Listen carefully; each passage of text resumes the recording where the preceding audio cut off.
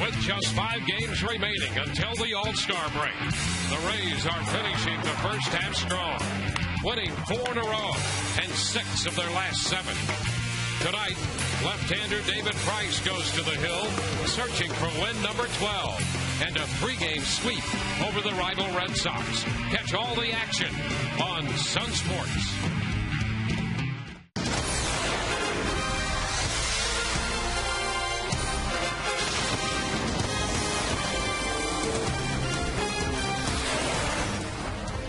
Fans are gathering at Tropicana Field tonight.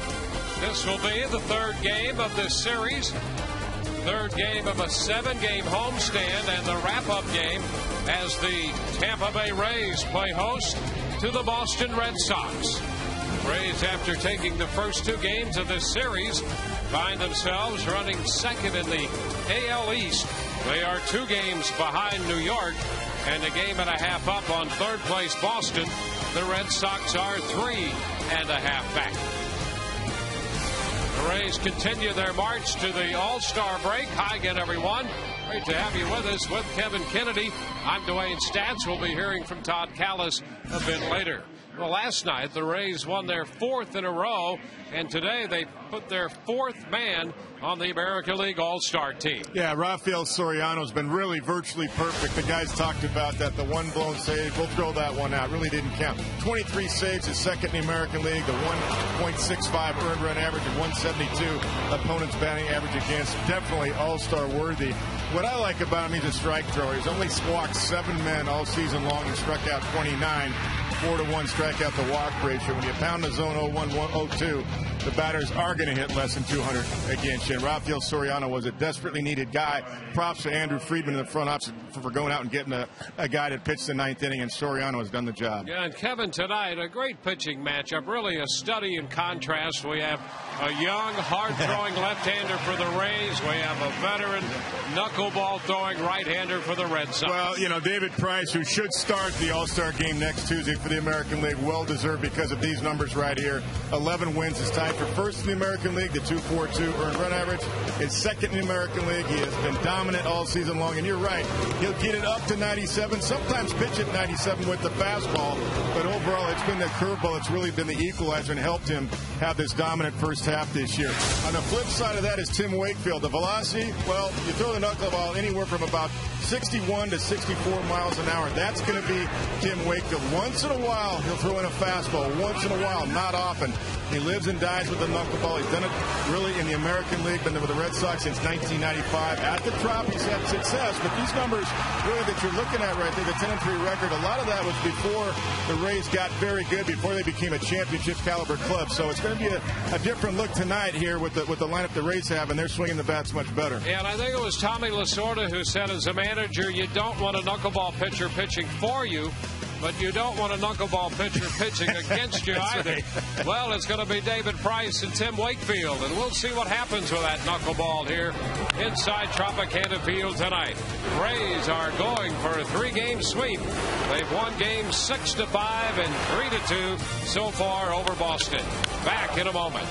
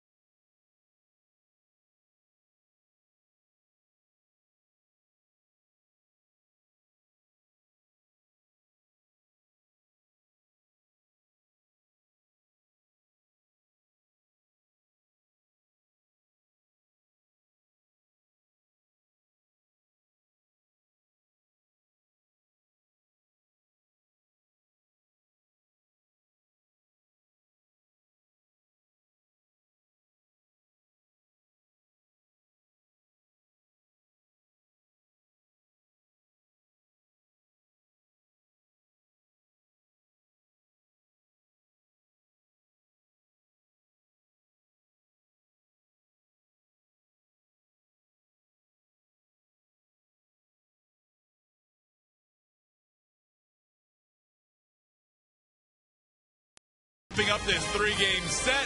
Final homestand of the year leading into the All-Star break. Rays looking for a sweep this evening behind David Price, who goes for his 12th win of the year. Now, Price is certainly one of the lead candidates to be the American League starter on the mound for the All-Star game in Anaheim in less than a week next Tuesday. But there's other lefties that have some serious numbers as well. In fact, Joe Girardi, more than likely, is going to pick one of these four, you would think. They have been dominating the American League this year. Lester and Pettit with an ERA, with 10 wins, and Cliff Lee with an ERA that leads the league. Price leading the league in wins and second in ERA. We asked a couple of his fellow starting pitchers if he should start the All-Star game. If you go by numbers alone, he's got the best numbers in the American League. He leads the league in wins, leads the league in ERA. He's practically gone out there and just dominated the league this first half. And if he doesn't start, I think that's considered a huge slap in the face to him. Because I don't care who is there, who is, whatever, but he deserves this game. He deserves to start in the All-Star game. I think, he's been dominant all year. He's been really consistent. I think, he's one of the best pitchers in the game right now. And I think if they give him a chance to start, I think he'll do really well. The starters are close, so you would imagine Garza and Shields both would say that Price deserves to be in there. Now, we'll have lots of questions tonight because it's a website Wednesday. That means you can ask the announcers whatever you like by logging on to FoxSportsFlorida.com. Look at those guys.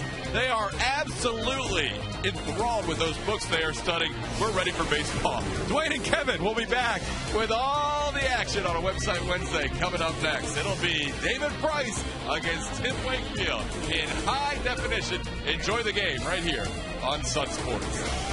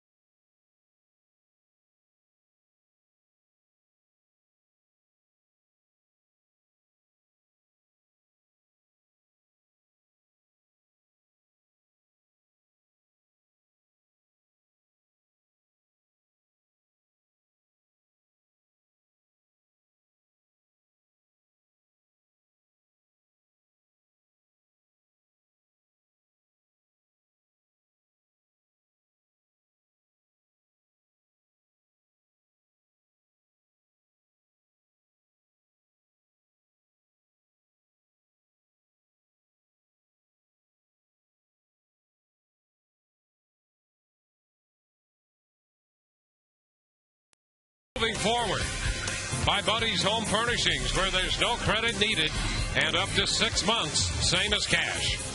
And by AT&T. Find out what's possible with the nation's fastest 3G network. AT&T, rethink possible. Welcome to Tropicana Field tonight. The Rays and the Red Sox square off. The Rays not only have won 4 in a row, but they've won 6 of their last 7 to go 50-33 on the year. We'll take a look at the Boston lineup with Marco Scutaro again leading off at shortstop, and Darnell McDonald is in there at right with David Ortiz, the DH. Kevin Youkilis back in the lineup tonight after an early exit last night. Adrian Beltre hits 5th with Phil Hall 6th.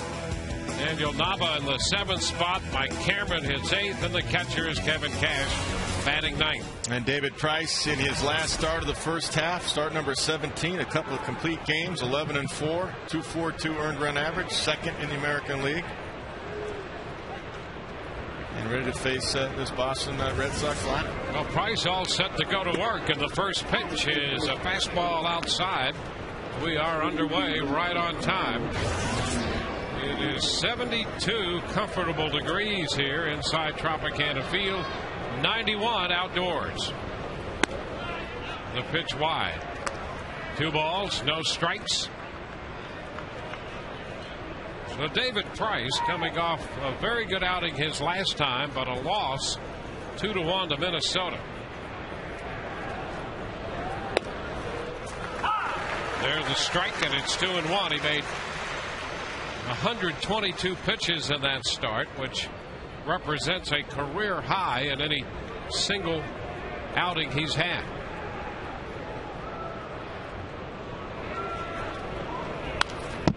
Scudero fouls it back, 2-2.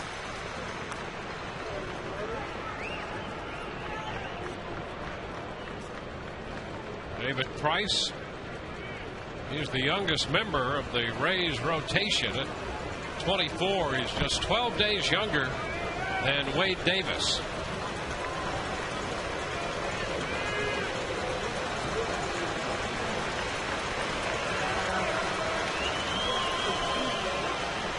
Scudero steps back on him. Not a lot of at-bats in this Boston lineup against David Price. Scudero is called out on strikes. Todd Teschner rings him up. That's out number 1, strikeout number 1. 5 pitches, 5 fastballs, and this one got up to 95. That is right on the outside corner. Take a look at the overhead shot. Look at that, right on the black of home plate. That is a pitcher's pitch right there. Good freeze right there by Kelly Shopik. Good job. Should be no complaints there. That is way too close to take. Here's McDonald playing right field tonight. And there's a fastball for strike 1. McDonald hitting .258. Swinging at that one and fouls it back. Another fastball. 0-2.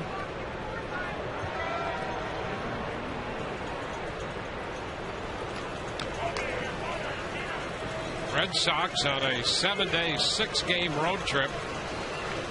They're off to Toronto after this game.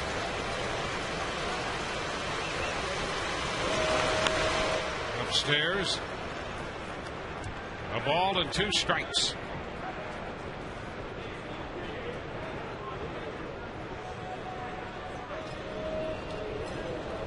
That strikeout of Scudero for Price, his 91st of the year. And he misses with a fastball pretty close right there. Yeah, had some 96 on that one. All fastballs so far. And it has not taken him long tonight to get to the mid-90s and beyond with his velocity. There's a fastball, and it's stroked back into center. That's about a 95 or 96 mile per hour fastball, and McDonald shoots it into center field. You got to look fastball when that's all David has thrown so far, and McDonald was able to center it at 96. Here's the defense for the Rays. Carl Crawford in left, B.J. Upton in center, and Ben Zobrist in right around the infield. Evan Longoria, Reed Brignac at short tonight, Sean Rodriguez and Carlos Pena, and Kelly Shopik behind the plate. And now it's David Ortiz. Ortiz does have a few at-bats against Price. Few as in 3. He's 0 for 3 against him. Scudero started 1 for 5. And Euclid, who's back in the lineup hitting behind Ortiz, is 4 out of 6. And that's about it in this lineup against David Price. 1-0 the count to Ortiz.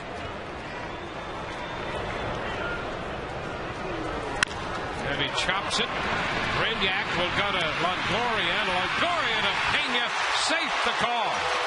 Well, the Rays thought they might have had the double play on Ortiz. McDonald forced at second base. Brignac to Longoria out of the shift. And Ortiz is aboard on what turns out to be a fielder's choice. Yeah, had a couple of big hops. Still a nice turn, nice feed, a nice turn getting out of the way by Longoria. And there's the free. Oh, he's out. Yeah, fans are booing, and they should. He was out. Missed call right here.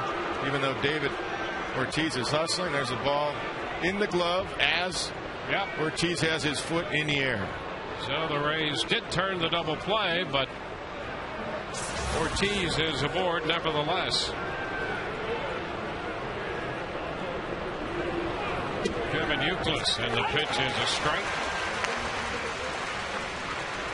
So let's hope that it's only a couple more pitches here that it will cost Price in the first. It's usually a lot of pitches with Kevin Youkilis. He works the count. And a foul ball out of play. 0-2. Youkilis left the game in the fourth inning last night. He's lifted for a pinch hitter because of a problem with his right foot, his right ankle. Said it locked up on him. Back in there tonight. And a wave and a miss. Youkilis out on strikes to retire the side. Bottom of the first coming up. No score.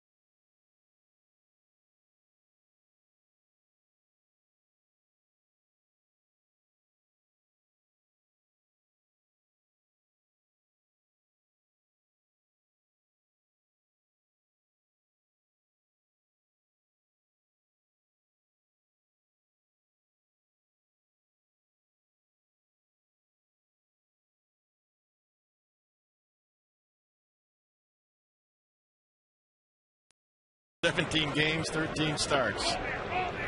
And here's Ben Zobrist taking the pitch down and in, a ball and no strikes. Yeah, he's 43 years old. He'll be 44 in August. So, you know, as knuckleball pitchers go, he could pitch for a long, long time. He sure could. He's basically got a lifetime contract with the Red Sox. As long as he's effective. And he has been. And the count is 1-2. He'll be out there. He has had a little back problem here off and on the last couple of years. And it's tapped foul. Of course, don't we all at age 43 and 44? Yeah, we start to have, when it starts? Any number of those little concerns.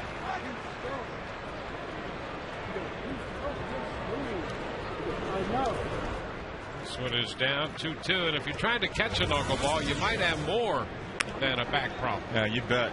You get that right. And there is a key to catching a knuckleball. You've got to let it get deep. Besides the big glove, you got to let it get deep.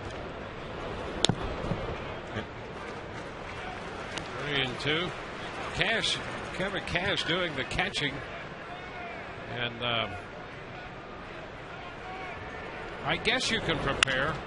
There's a fly ball to center field, and Cameron is there to make the catch. Cash was trying to prepare before the game. Yeah, Kevin Cash, who has caught Wake before. I mean, there's just a drill that a catcher. Gary Tuck is the catching instructor right there. That's just a drill to track the ball into your bare hand there, which obviously is your glove hand. But see how close he is? I mean, that's really with a knuckleball because it's going to have late movement. That's why he did that drill. The movement is so late. When I say I mean deep, there's Gary Tuck. I mean, you can't go to it and receive it like you do a normal fastball where your left arm is extended. You'll lock it up because that ball will have so much movement late that you'll have so many pass balls. So you got to kind of keep your glove hand in toward your chest protector and really relax it and really give with it late. And that's what that drill you just saw by Gary Tuck was all about. And Kevin, how does that relate to trying to hit the thing? Same thing? Yeah, I mean, you can't jump, obviously. Line drive down to Euclid at first. Carl is out number 2. Tell you what, they hit the ball hard a couple of times already, and here's the rest of the defense for the Red Sox. Daniel Nava in left, Mike Cameron in center, Darnell McDonald in right field. Around the infield, Adrian Beltre, Marco Scudero, Bill Hall, Kevin Euclid, and Kevin Cash behind the plate. There's Evan Longoria.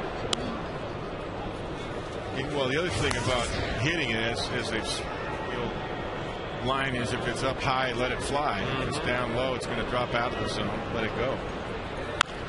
And a roller toward third, and it's booted by Beltre. Longoria is aboard. That's the 14th error of the year charged to Adrian Beltre. But I think Evan hit a knuckleball to Adrian Beltre, and he had trouble with it. Ball going to his left right there. He just didn't stay down really on that. That's all he had the glove up. He didn't stay down. The ball hugged the dirt right there.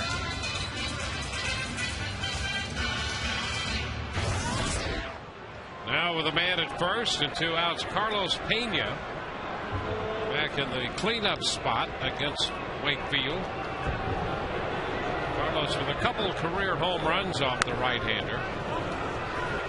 His average 188, 6 out of 32, and 2 of those 6 hits have been home runs. You notice that last pitch. Cash did a nice job tracking that into his glove hand there. That ball had some late fading movement.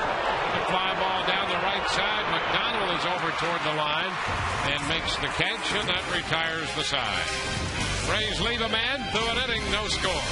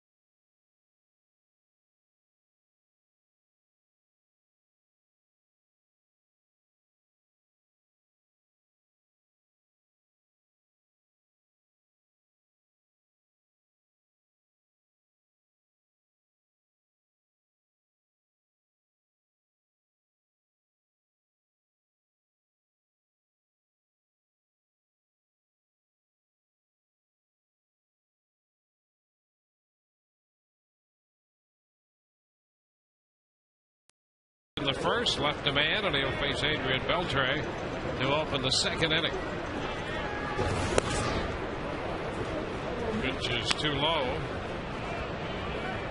Price last faced the Red Sox last September. Lost a 6-3 game.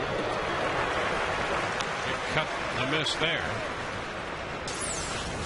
This is 94. All fastballs so far for David. He's feeling good about it. Beltre swings right underneath it.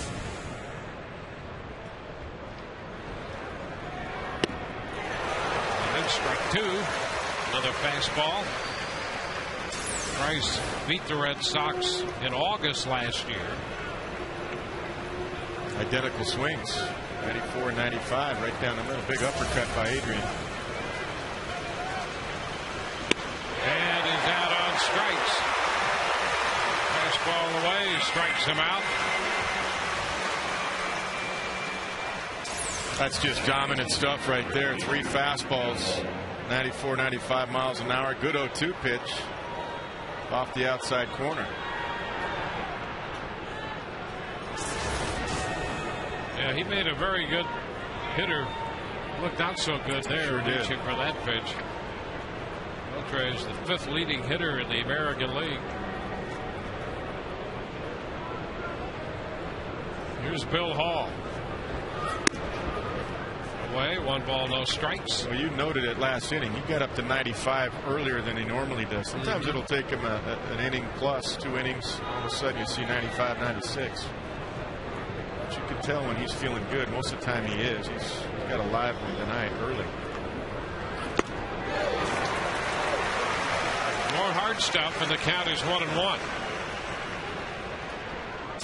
Another 95 fastball. The ball comes out of his hand so easily. Good finish right there.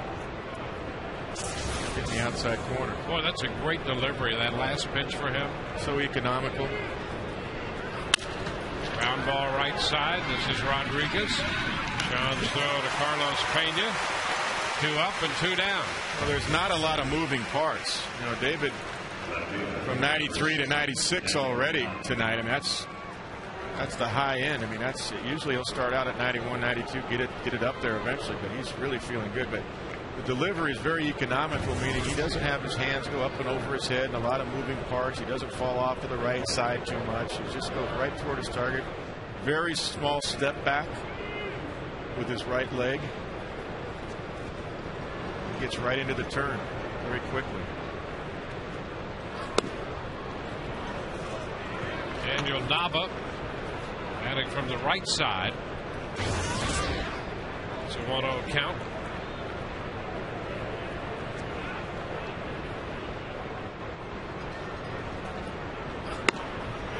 And a strike call on a fastball.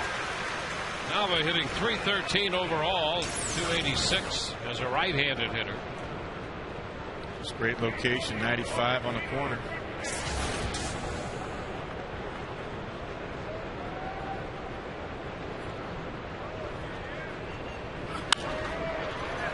Fastball. Foul the other way. Catch up. Boy, so far, Price throwing hard and with great command, great location of these 95 and 96 mile per hour fastballs. Absolutely consistent with the velocity.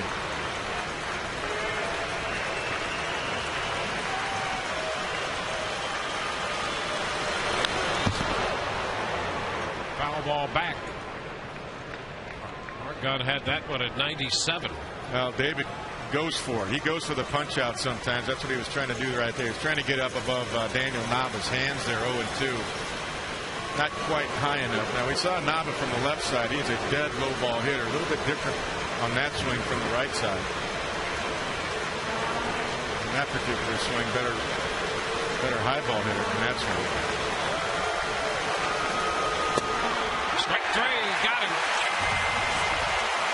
Nava looking at another fastball. 4 strikeouts through 2 innings. We go to the bottom half of inning 2. No score.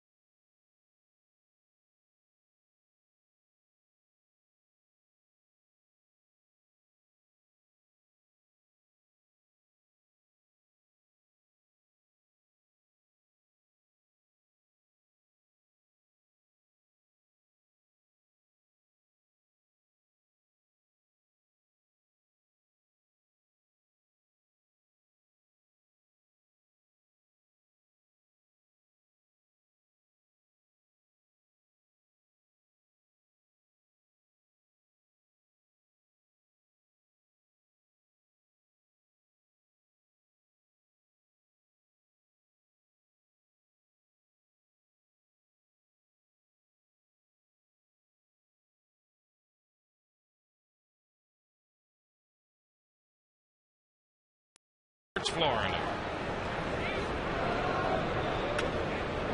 Rodriguez looking at the knuckleball, and that's a strike.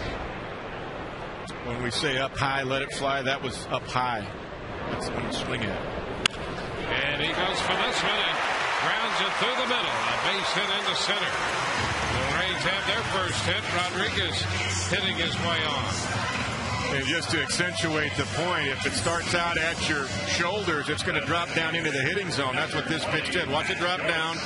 Good job by Sean Rodriguez, because it starts at his shoulders, drops down toward the belt, and he shoots it right back toward the middle. That's what we're talking about. If it's up high, let it fly, meaning swing the bat. And I really think one of the reasons Wakefield had such success against the Rays in the early years, the Rays lineups, it seemed in those years, the runner goes, the pitch is a ball, and Rodriguez is in with a steal.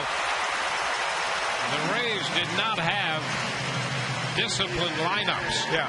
And you really got to be disciplined against a knuckleball pitch. It's really the only way to attack a knuckleballer is that philosophy. Big jump, of course, a 65, 66 mile an hour knuckleball. You really have no chance with that jump that Sean Rodriguez got. See that? Strike. That was a good take. Now that's down low, let it go. Meaning if it starts out at your knees, it's going to drop down at your feet. So you got no chance. So that's actually a good take, even though Wakefield got the call. So it starts at the knees and it drops out the back foot as it crosses the plate. You really got no chance. So that was a good take right there. This one is fouled back. 1-2. Joyce is 5 out of 26. Since coming to the Rays from Durham. That's a 192 average, but one of those hits that grand slam, and he's walked 7 times. He's got pretty good out. Now here's where Wake will try to drop it on home plate. Usually 1-2. And he missed a little wide. 2-2. That's a good take there too. That's what he tried to do, because that's when he gets those swings and misses, because the ball's going to usually look like it's at the knees, too close to take, so you take a hack at it and it drops out of the zone. Foul back.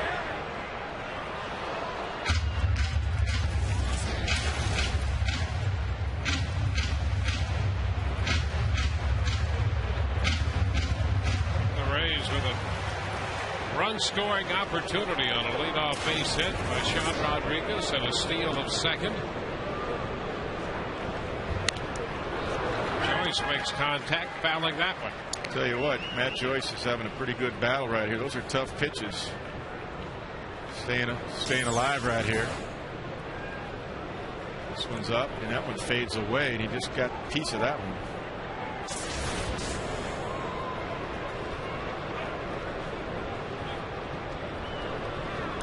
And he takes it all, bouncing away from Cash, and over to third base goes Rodriguez. It really appears in this at-bat that is Matt Joyce's philosophy. I mean, because that ball was down from the start, and he didn't even bite at it. See, that's a good take.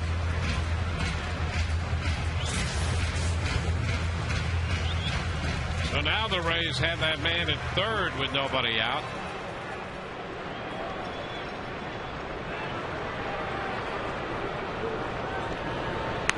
And strike 3 call. Wakefield finds the strike zone with that 3-2 pitch. Yeah, he's got the guts. That's one thing that Tim Wakefield learned from Phil Negro, Joe Negro, is you throw that knuckleball, 3-2 counts, 3-1 counts, and that was a good one right there. Let's see the movement. Up and bites the outside corner. Too close to take. With 2 strikes on it.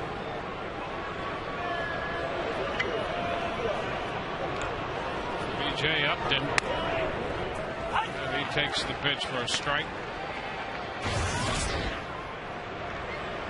The Red Sox have the infield in now. They're not willing to give up a run. And they sense that David Price has excellent stuff tonight, and they're not willing to give it up.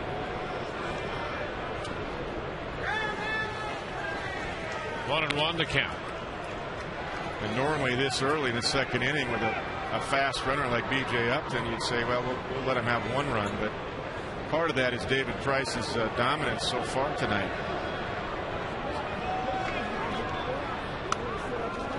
high. 2-1.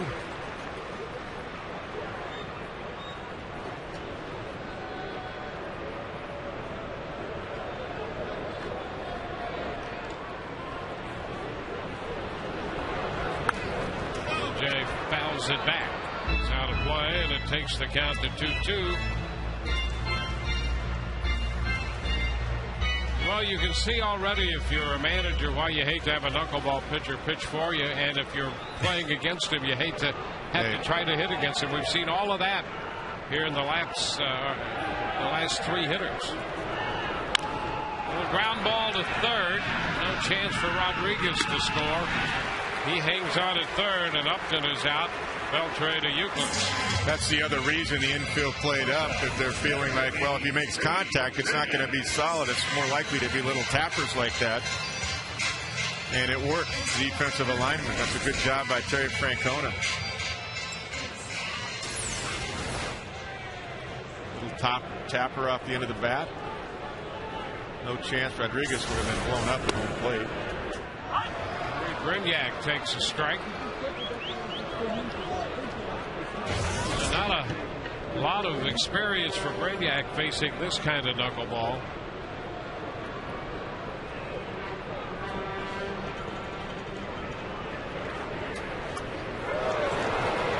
0-2. That was his best knuckleball of the night right here. Look at the bottom fall out of this one. Look at that. Wow. It was there for a moment, and yeah. The next instant it was gone. And a little pop-up third base side. Beltre's after it, and he makes the catch, and the Rays do not score. Leave a man at third. No score through 2.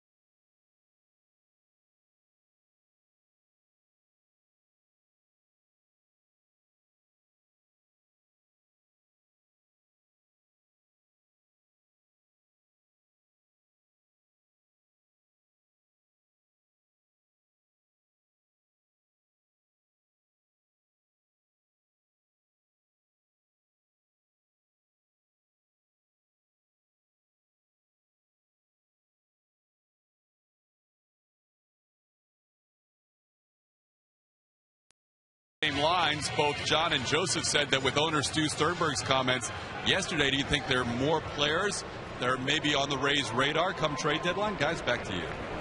Well, it's a fun time of the year when you get down to that trading deadline, and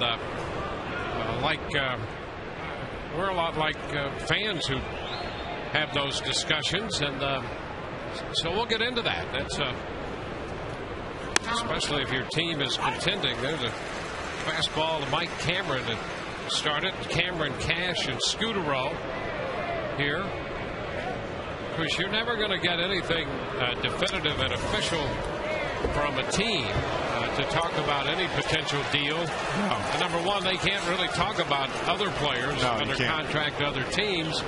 and you have to be use common sense and be judicious about talking about anyone, whether it's on your club or somebody else. So you're never going to get a confirmation from any of the teams involved, and that's what makes it, I think, so titillating to fans to talk about on the talk shows and on website Wednesdays. Well, yeah, and I think too, if it's your own player, B.J. Upton's name is being bannered about, not necessarily by the Rays, but it's out there, and you want to squash that. If you're Joe Madden,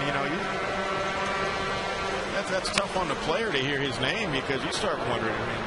So what fans will speculate is that's the type of player you ask for, because he's got such upside. He's a 5-tool player, even though right now the numbers aren't there again. Yeah, and here's the reality of trade talks. Probably any and every player who has ever put on a uniform, they've had legitimate discussions about possible deals. Right. Now, how far they go, how close they come to making those deals might be a different story. But I'll guarantee you, when you think about the history of baseball, Babe Ruth was traded. Hank Aaron didn't play for one team his entire career. These are Willie Mays didn't either. Absolutely. These are the greatest players of all time.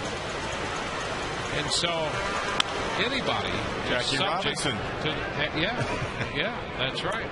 The possibility of being traded. And I think the healthy approach from a player's point of view is that, well, you might be disappointed if you hear your name, or maybe my team doesn't want me. Well, that's maybe true, maybe not true. But the fact that your name is out there tells you that there's some other clubs that value your services. That's right. So it really shouldn't be a downer for a player. There's a base hit up the middle. Upton makes the pickup out there, and Cameron is aboard with a leadoff single in the third. Now, having said that, could B.J. Upton be a topic of discussions? Well, of course he could. It would be, to say absolutely not would be wrong, because anybody in a uniform could be a part of a discussion like that between or among general managers. Yeah, and on the other side of that, you look at teams right now that are probably out of the race, and the first one you look at are the Seattle Mariners.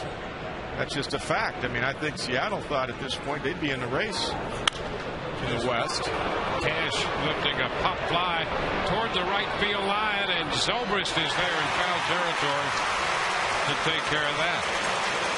But the Rays are not unlike any other team. Their front office is looking every day to try to improve this team. They like the makeup of the team, but there's not one team that's the perfect team, and that would include the Rays. So there are ways that you could improve this team, and so you have to have those discussions. You have to, because also you're in a division where the Yankees, as good as they are right now, the best record in baseball, just a tick above the Rays, they are not going to sit still.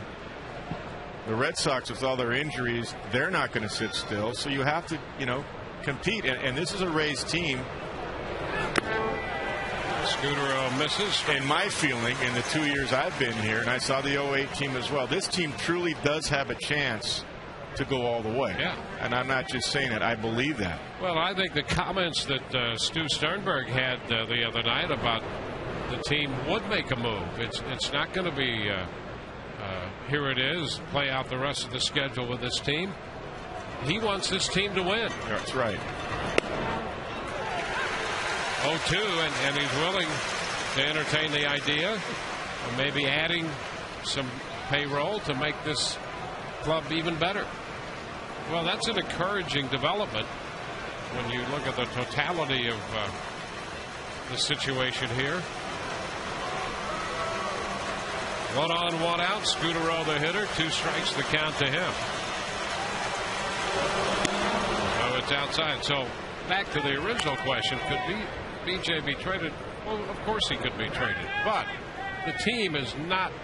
They're not going to give any of their talent away. And if a team is interested in Upton or any of these guys for that matter, The question was about BJ, but we're not talking specifically about him. There would be discussions, but you can be sure if you just look at the deals the Rays baseball office has made, they're not going. They value the talent they have on this club. That's right. And to pry it loose is not going to be an easy task for any other team. And you know what the potential is with Upton. You better have a difference maker if you're going to move a guy like BJ. Foul right back over the screen. The count still 2-2 to Scooter up. And I would think that at some point down the line, the Rays are going to make a move to try to help this team. I remember one year when I was with the Red Sox, they had Roger Clemens thought he was going to get traded, and I wasn't sure. I mean, I was the manager, but I wasn't sure because people were asking about him. He was his free agent here. Broken bat to roller to third. Longoria goes to second. Out there, wide throw to first. Rodriguez picks himself up around that bag at second base. Cameron went in hard there to try to break up the double play, and Sean is all right. I'll tell you, Rodriguez hangs tough. I was just going to say the same thing. It's a nice play by Evan. Get a strike over there to Sean, and look at Sean. Even though Cameron takes Sean out, he still lets it fly.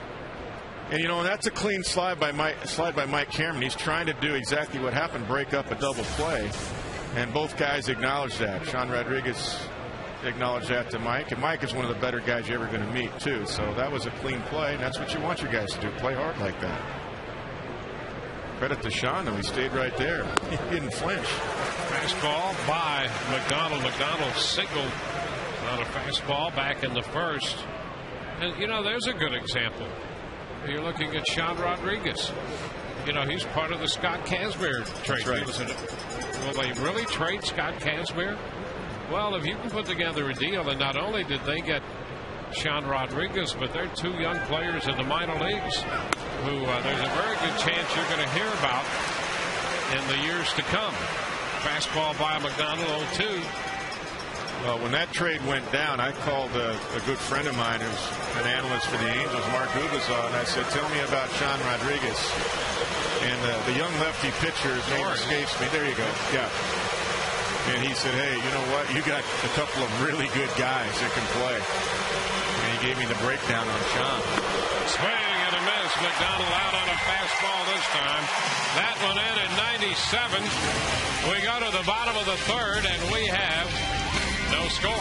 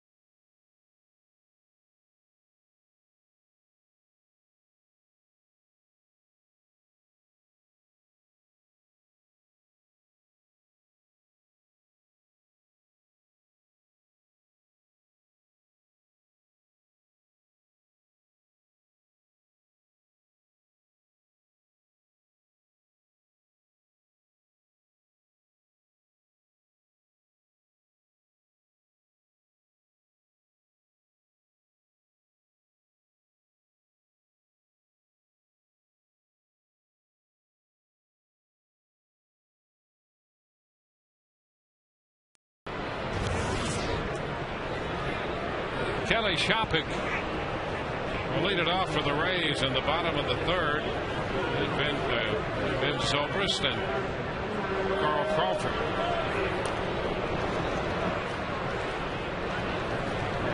Strike the count on Shopik.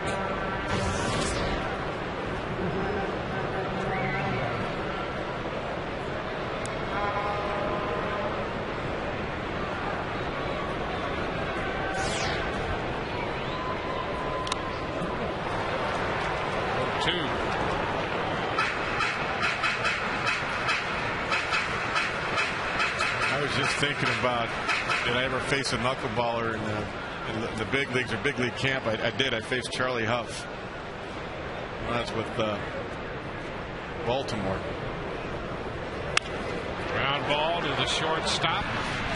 Scooterow's throw in time to get Shopik. And how'd that go? Earl Weaver, not well. Earl Weaver put me up there to play against Charlie Huff. One of the few times I got a chance to get some at bats. You know, because Rick Dempsey was the starting catcher. And Charlie's with the Dodgers, and I had 2 at bats. I saw 6 pitches, 6 knuckleballs, 6 swings, 6 whip misses, and 2 strikeouts. I mean, yeah, that's how easy it is to hit. Yeah. A knuckleball. I went down hacking, but it was not pretty. Yeah, it was. 1 strike the count. That just came to me. I didn't. I managed Tim Wakefield. People know, and that was really at a point when he was just beginning. Yeah. This whole trek with the knuckleball. It sure was. You know what had happened? Timmy was a first baseman in the minor leagues with the Pirates, but he was one of those guys that, a lot of everyday players think they could throw a knuckleball, and he could. And he couldn't hit. It was a no-hit guy, so they decided to make him, the Pirates made him a pitcher. And Zobrist's big cut and a miss. So I'll tell you what, I don't know how. Got number 2. I don't know how Cash caught that. Look at this pitch. He's going to backhand it. And he tracked it into the glove. You see him with the eyes, and that's why he worked on that drill before the game with Gary Tuck to track the ball. But he backhanded it. Normally you turn the glove the other way. And Carl takes a pitch for a ball. Well, Carl has been very hot. His last 8 games hitting .410. In fact, his slugging percentage is up to .500 now. And hits this one hard on the ground at first, and Youthos makes the play. 1, 2, 3. We're at the end of 3, and we have no score.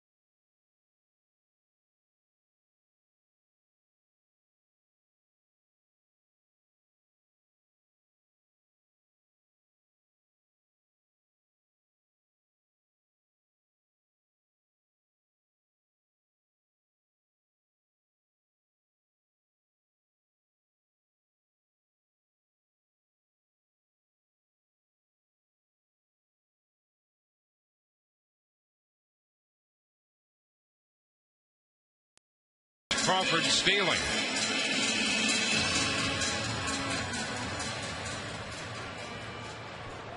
Carl this year with 29 steals, second in the American League. David Ortiz set to lead off the fourth. And a strike down around the knees. And that's nice location. Down. Painted him up right there.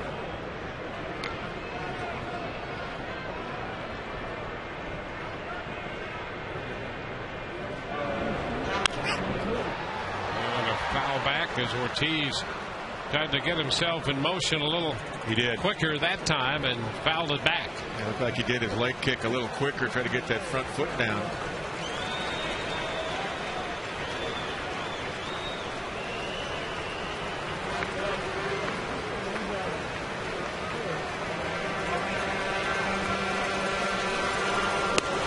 And a wave and a miss, and Ortiz could not catch up on that fastball.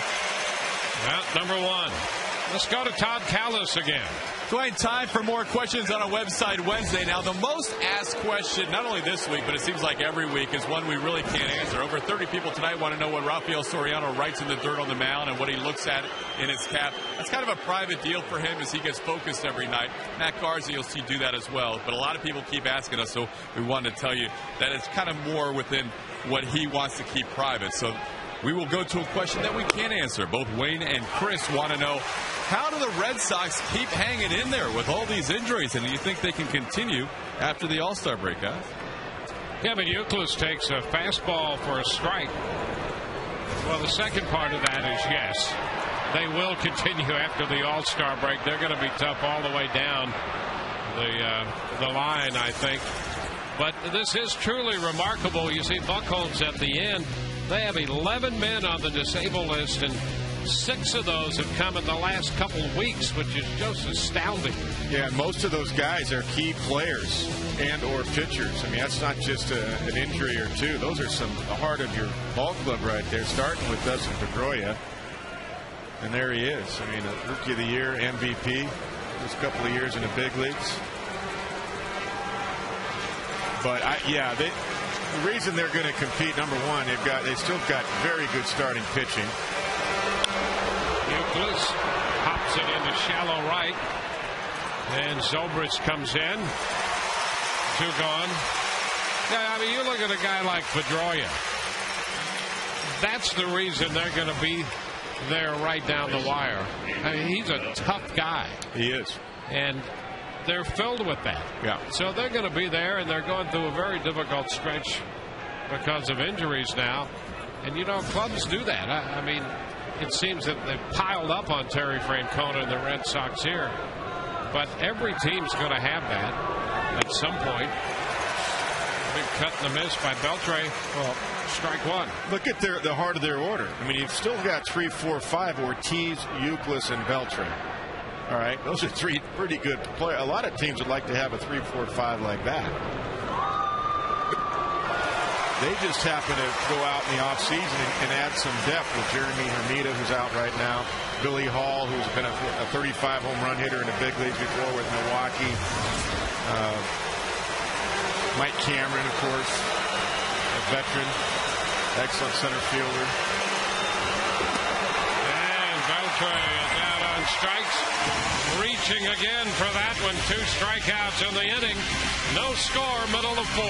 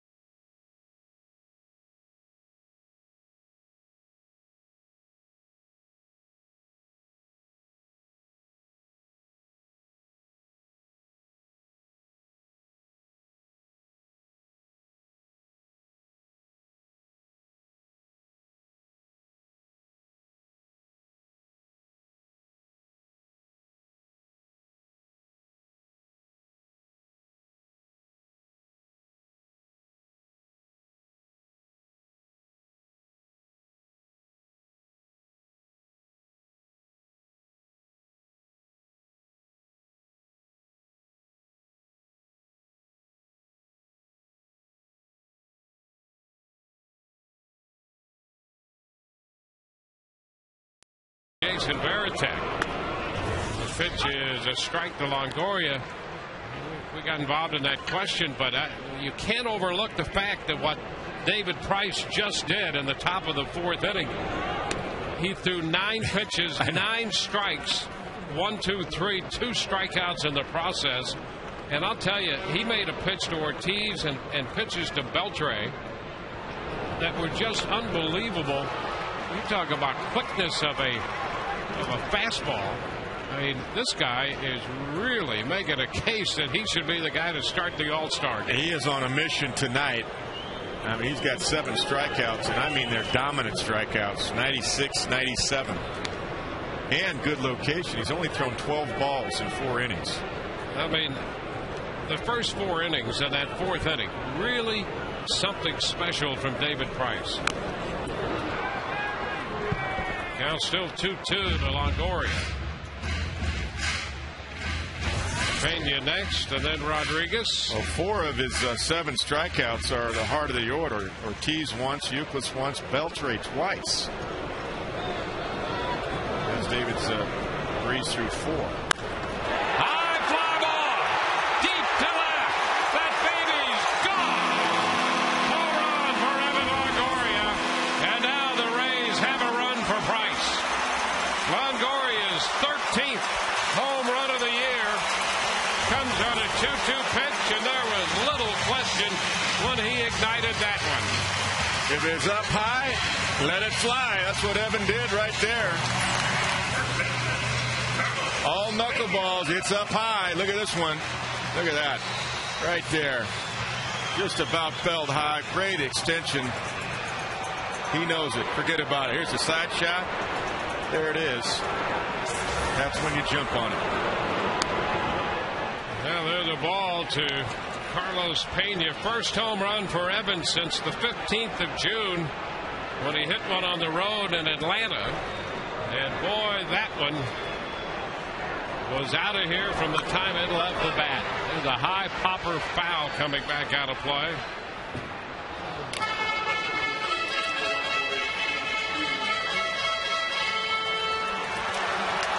th home run given up by Wakefield. And the Rays have a 1-0 lead. Carlos takes one outside. 2-1 now.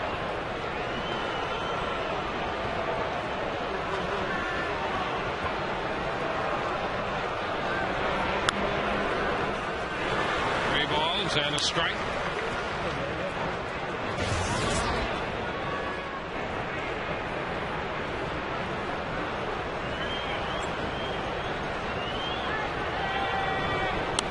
And ball 4. So Wakefield walks Pena after surrendering the home run to Longoria. Evan, by the way, is figuring out how to hit that knuckleball. He is 6 of 11 lifetime against Wakefield, and that's his first home run off Wakefield. He must have played a lot of wiffle ball in his backyard as a kid, you know? Yeah, that's what it's like. That's what you might as well do. That's how you train for it. There is no other training to hit a knuckleball. In fact, the Rays didn't even take live batting practice tonight. And I certainly understand that. There's Rodriguez lifting one into left center field. That's Cameron cutting in front of Nava. One away. I was telling a story to Pregame, Dwayne, real quick, in Montreal in '92 when Wake did get called up for the Pirates. He was about 8 or 9-1, and then he was like phenomenal. So Tim Wallach, our third baseman, great third baseman, says, I could throw a knuckleball. So we had knuckleball batting practice for the regulars. And we had some good hitters, you know, Larry Walker, Marquise Grissom, guys like that. Moises Alou. Didn't matter. Because every knuckleball is different. He still beat us. Runner takes off, and there's no chance. Cash had trouble finding the handle on that, and Pena has his third stolen base of the year. Well, that's a good move by Carlos and Joe Madden, of course, to let him go, because it's not only the speed of the knuckleball is about 66 miles an hour getting to the plate. That ball's still moving once you do catch it. If you catch it, it's still moving in your glove, and it's not easy to get a good transfer.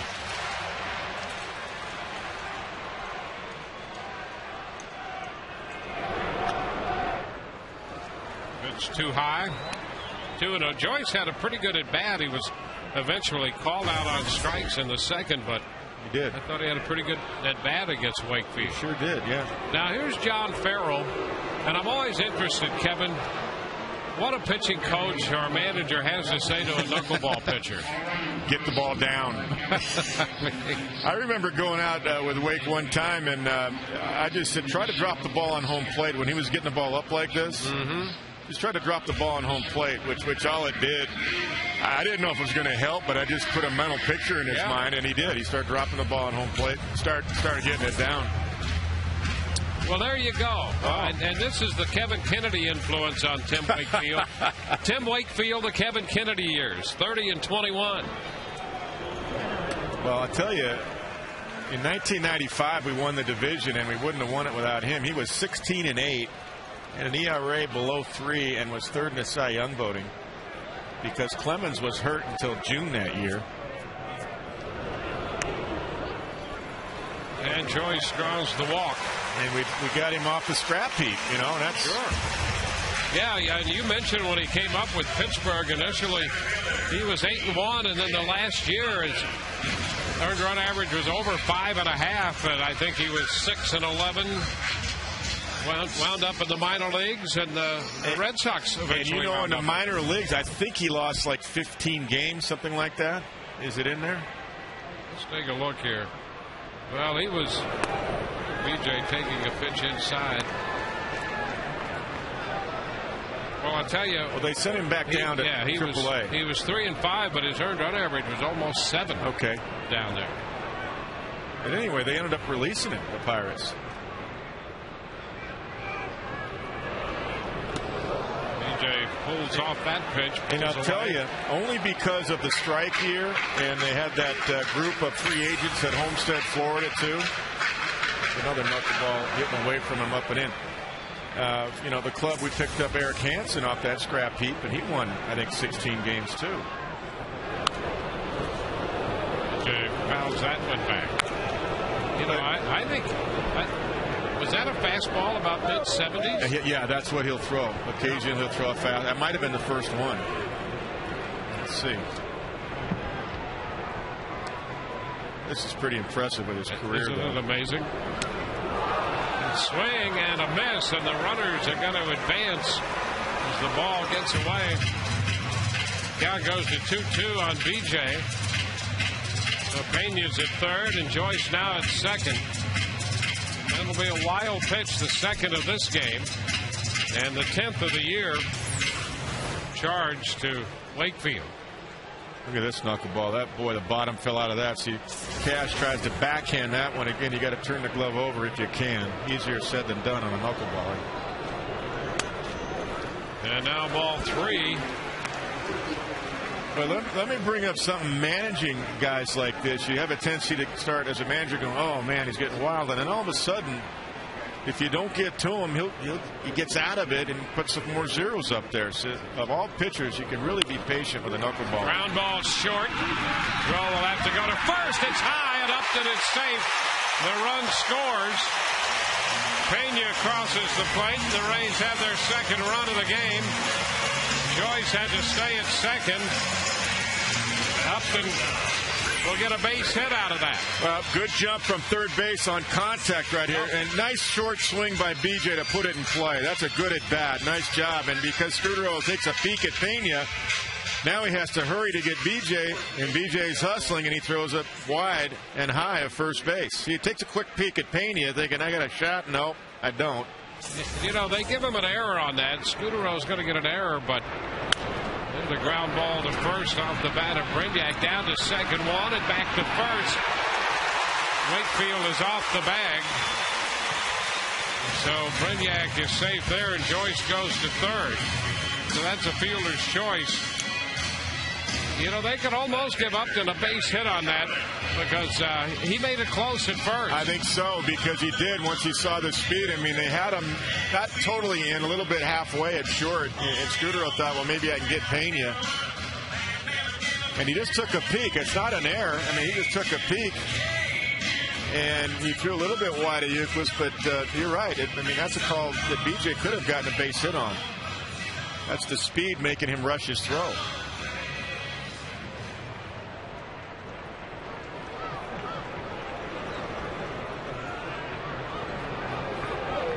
Here's Shopping.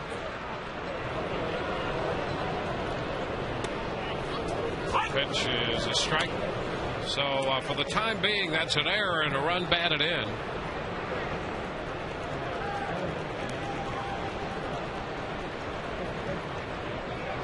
I thought BJ did a nice job, though. He really shortened his swing. He just tried to play some pepper and make contact, and it created a run. Pitch is high.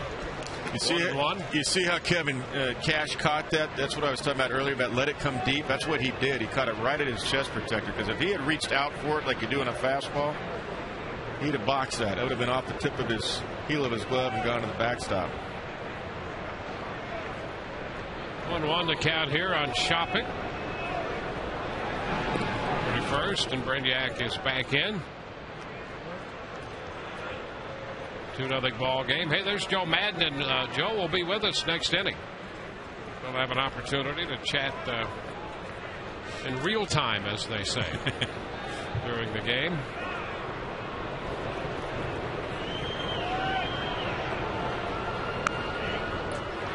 It's a strike. 1 ball, 2 strikes. The Rays got the homer from Longoria. Pena followed with a walk, and he has scored. Then a steal, a wild pitch, a couple of walks, the homer, and an error. Brainiac reaching on a fielder's choice. Joyce, who walked, is at third. 1-2 to Shopping. He fouls this one back. That's a pretty good swing right there. Can't do much better than that except hit it fair. It's a good swing.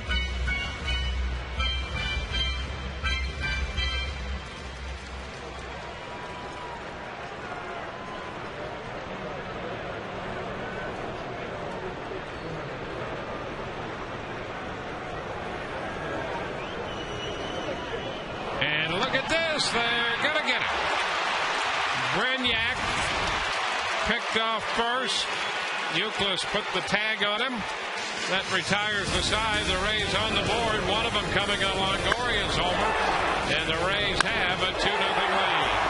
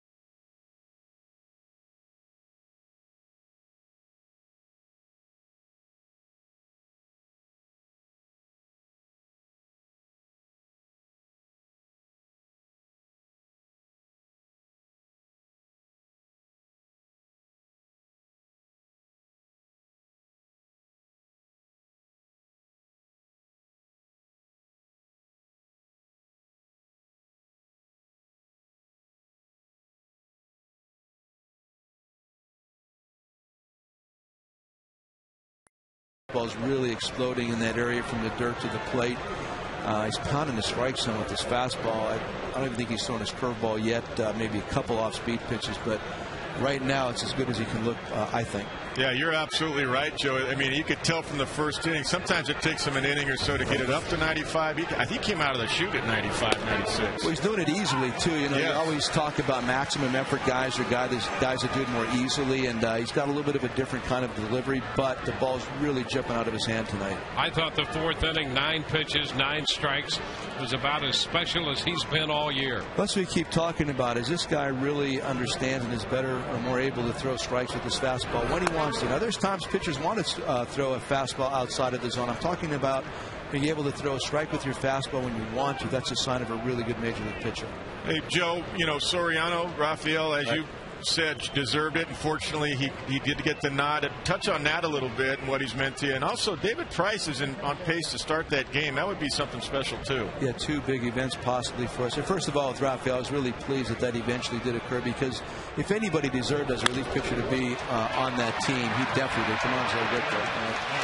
He's been perfect all year. I mean, again, I'm rallying against this blown save category, which I think is absolutely absurd. Agreed. I mean, because he comes in with runners on first and third, nobody out in the 8th inning, tries to get 6 outs, and they score a run on an error, and all of a sudden this guy's going to get a blown save. As far as I'm concerned, he's been perfect all year.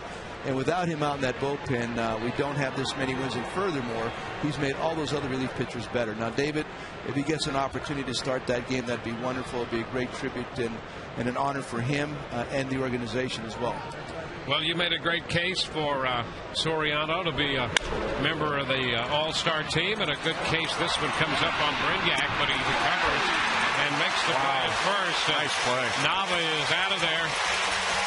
Joe, you made a good case for Price starting, and so let's hope that all turns out to be the case, and the Rays will again be well represented in the American League All-Star game. We are. I mean, having all the 4 guys going out there, very proud of that fact. It's a great tribute to the scouting aspect of our organization. Also, there's 3 homegrown guys going out there, and David and Carl, of course, and Longo. And a wonderful acquisition this offseason with Rafael. But I'll be vacationing at that particular time. But I'm also eagerly. Some of the games I'm not as eager to watch, but this one definitely I'll go out the time to watch the game on that particular night. Well deserved, Joe. All right. Thanks, brothers. Appreciate your visit, Joe. All right, guys. Enjoy yourselves. All right, thank you. Talk to you later. All righty. Joe Madden with us. Mike Cameron, the hitter, and the 0-1 pitch is fouled away. Out of play. 2 strikes.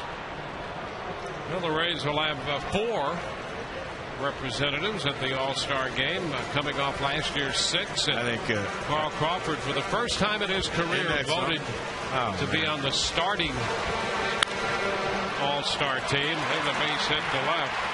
So Cameron is now 2 for 2. Did you see him hook that fastball? That's called cheating right there. Yeah, absolutely. Wow. It's time to look forward to the upcoming Rays schedule, brought to you by Just for Men Hair Color. Cleveland comes calling here over the weekend, starting Thursday night. That's a 4-game series up to the All-Star break. Just as we look forward to the upcoming schedule, you too can live forward with Just for Men Hair Color. Here's Kevin Cash. 1-0 the count.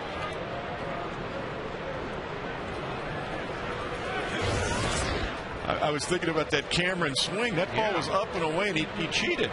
He said, I better get it going early. He hooked it.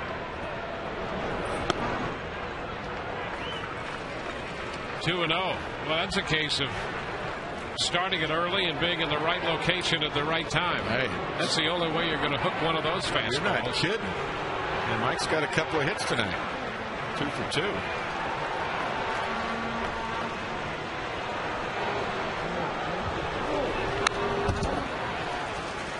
2-1 as Cash fouls it back. Tell you what, 2 good defensive plays once again to start this inning. Zobrist closed nicely on that ball to right center, and Brignac stayed with that hot one hopper to short. A nice stretch by Carlos Pena. Otherwise, there's an inning going on here. 3-1. Don't want to rush the end of the inning now. That pitch he kind of carried. Just had nice command on that outside corner.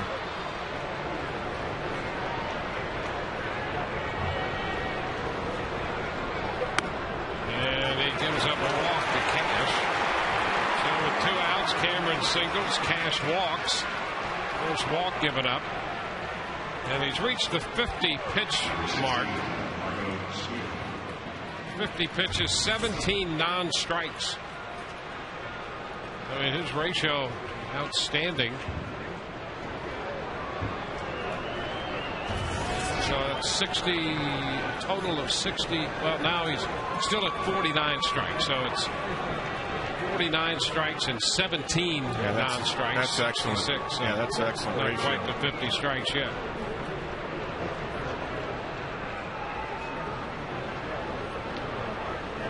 Scutaro. Pitch is low. 1 ball, no strikes. 2 outs, 2 men on.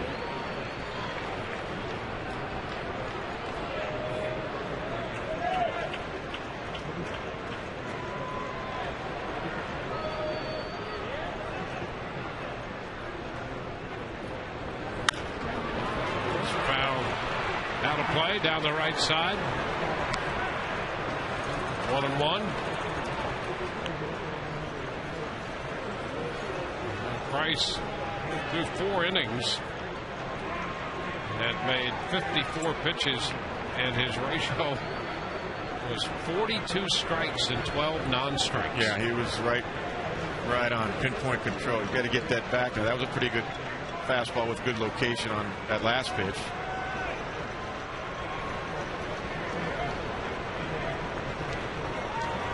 Kickoff play at second. Boy, that was closer than Cameron liked. But the throwback there by Price right on the bag. Yeah, nothing wrong with that. Putting that play on and try to help get yourself out of an inning. Let's make him think about it anyway. Well, it's still, after all, a 2-run game. Yeah, it's close. They got an inning going. It's a big out right here. 1-1. Foul again down the right side and out of play.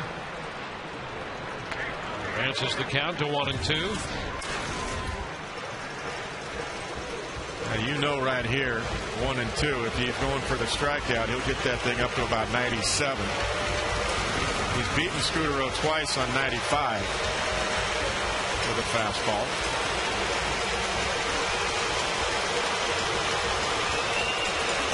He might take one good shot and saying, I'm going to try to punch him out and throw my best fastball of the night right here. A ball, 2 strikes. And a fly ball lifted into right off a fastball. And Zobrist makes the catch to retire the tie. Bottom of the 5th coming, 2-0 Rays.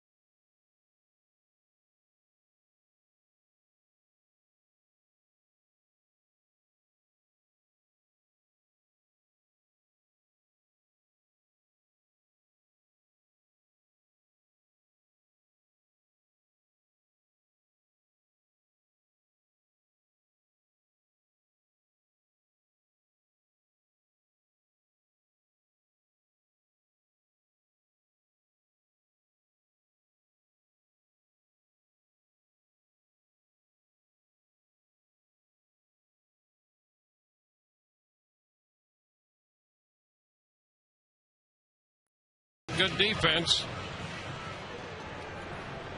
And Price's battery mate, Kelly Shopik, will lead off the home half of the 5th. Ball, no strikes.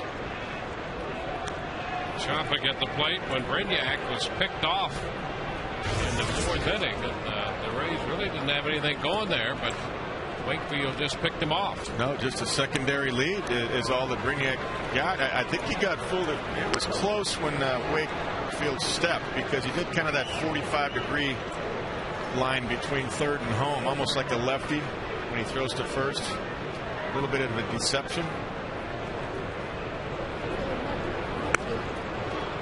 Cut by Shopik, 2-1. Some umpires might have called that a balk. Because you really got to step toward third base. But he did that, almost stepped toward his dugout. And it worked. It fooled Brignac. He thought he was going to the plate.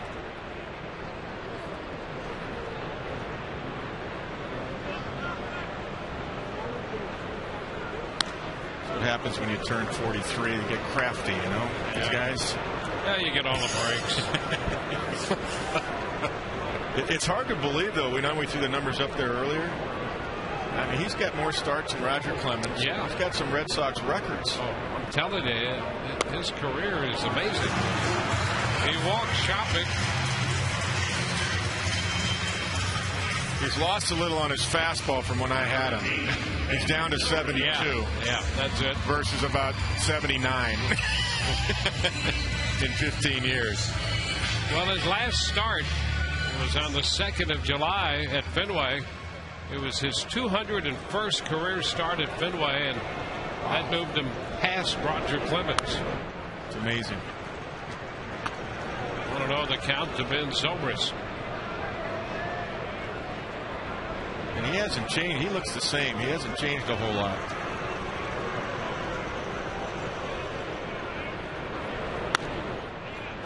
There's a strike. No, you know, the knuckleball has made his career possible, so he's not worried. No. He creates stress in managers and everybody catchers else and opposing hitters. Yeah. And, he's got nothing to worry about. He's the guy who's creating all the stress, so he looks as young as ever.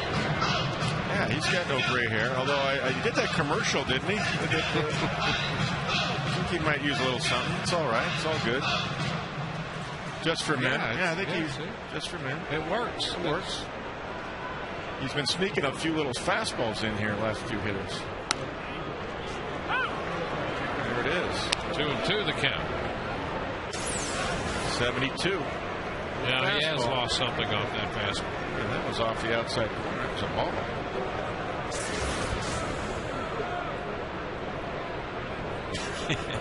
Yes. That's a little tap foul. A walk to Shopik. Zobrist looking for his first hit tonight.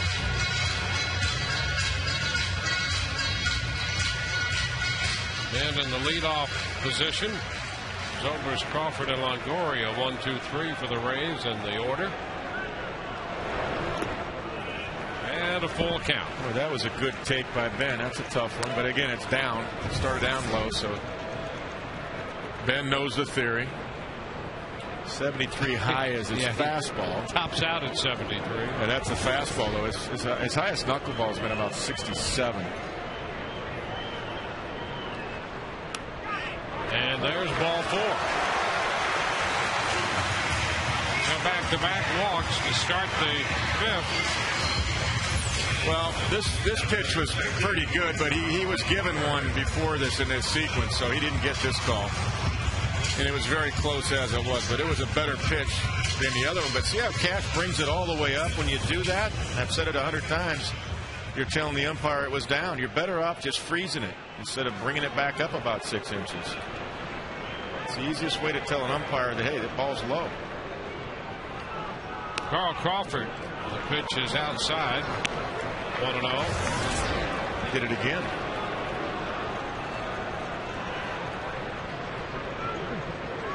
I've never believed in that as a catcher. to have guys really dramatically bring the glove in. You're not fooling anybody. Yeah, the mitt big league umpires. Mitt can't be quicker than the eye, especially the eye of a major league umpire. Just freeze it where it is, and you get a better chance of getting the low strike. Take a look. I'm talking about. Watch him. Now freeze it, but he's going to jerk it right back up. See, when you do that, it's easier for the umpire. Oh, that's a ball. 1-0 the count to Crawford. Pitch is low. 2-0.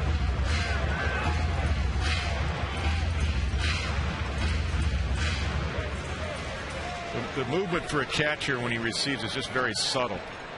You do want to frame, but it's a subtleness with the way you receive it. Carl under it, sends a high fly ball to right. That's McDonald making the catch. A tag at second, and Shopik's going to go to third. First and third. That's an important move up for the Rays catcher, especially with a knuckleballer on the mound. You know, Carl's hit the ball hard twice tonight, and that ball had some carry on it. I mean, he's had 3 good at bats against Tim Wakefield.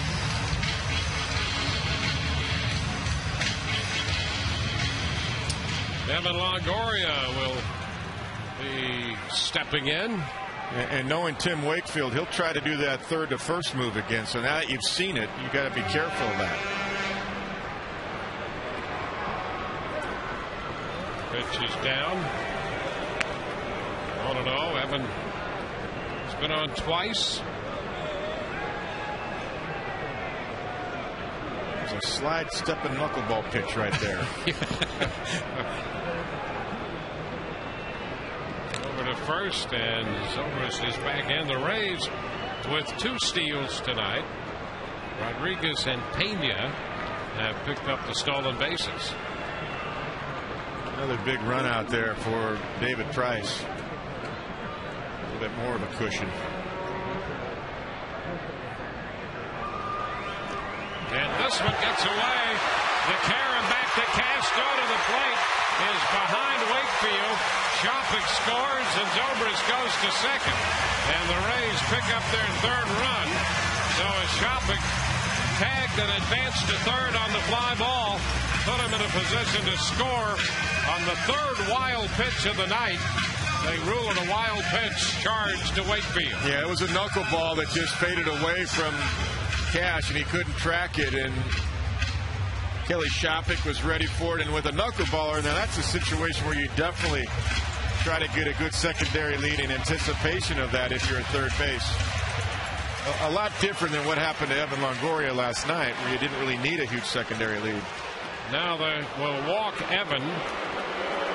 An intentional pass here.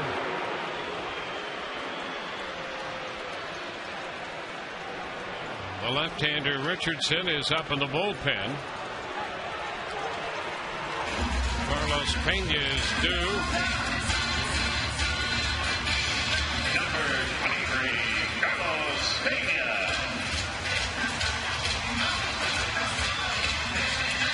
Carlos walked in the 4th inning.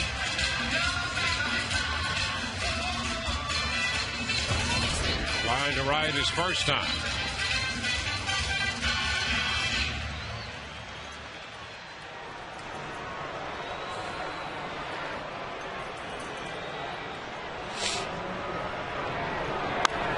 Shoots it up the right side fair, headed back toward the corner. Zobrist will score. Over to third goes Longoria. An RBI single for Pena. The Rays have a 4-run lead.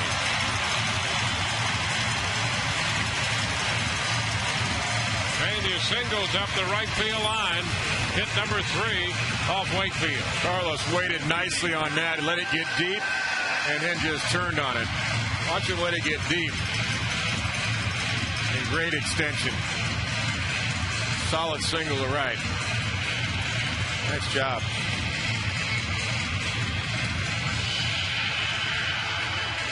John Farrell out there on the mound talking with the right-hander Wakefield as Pena confers with George Hendrick. 3 walks in the inning. Carlos has had 3 good at-bats tonight. He lined out to right in the first. He walked, scored a run on the fourth, and then that base hit. They're going to change the wild pitch to a pass ball here in this inning. Well, it did go off the glove, and it wasn't quite tracked into the glove. It was high enough. It should have had it. And now the pitch is down to Sean Rodriguez. And also with a runner at third, you got to make sure you get in front of it, even if it's starting to move on you. Then just smother it. So I agree. It should be a fastball.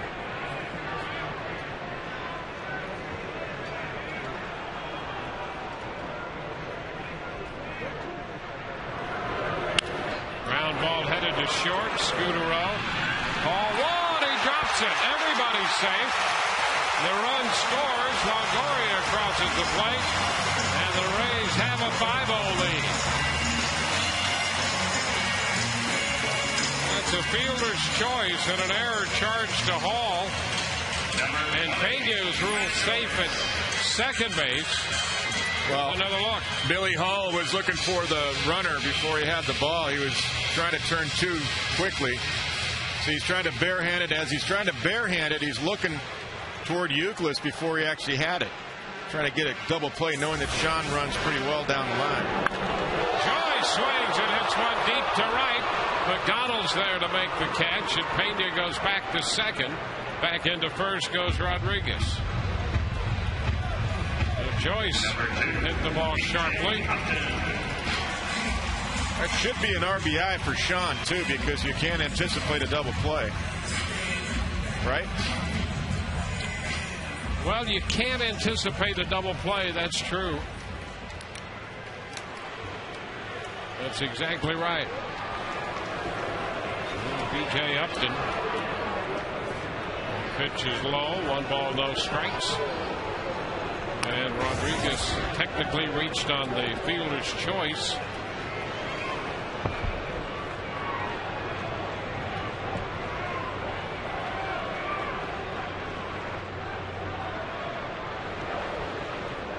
Up and in. 2-0. I bet you Kevin Cash will be glad when this night's over for. Yeah, he's the guy who's aging. For Tim Wakefield. I mean, it's been rough back there.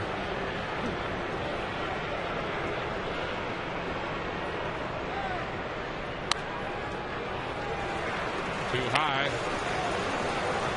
3-0. You can tell when Tim's not feeling good about his knuckleball because he's thrown a lot of fastballs here to the last 7 or 8 hitters. And a lot of his knuckleballs tonight have been up.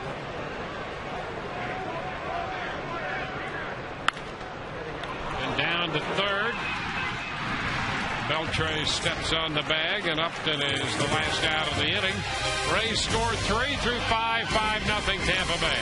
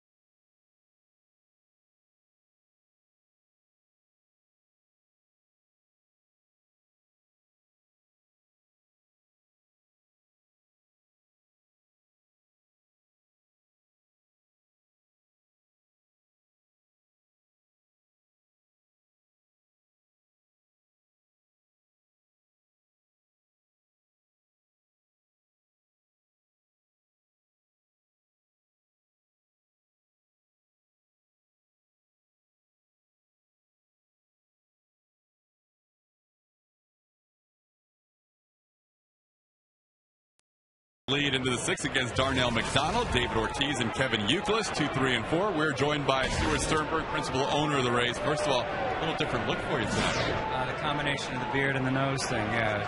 It's what not to do with a propane tank on the 4th of July. So, good message for everybody out there. Be careful with your propane tank. Thank you for that public service announcement. Now, into serious matters, yesterday you mentioned, you mentioned the past. The payroll may be maxed out, but then yesterday you said maybe not. Well, it's one of those things.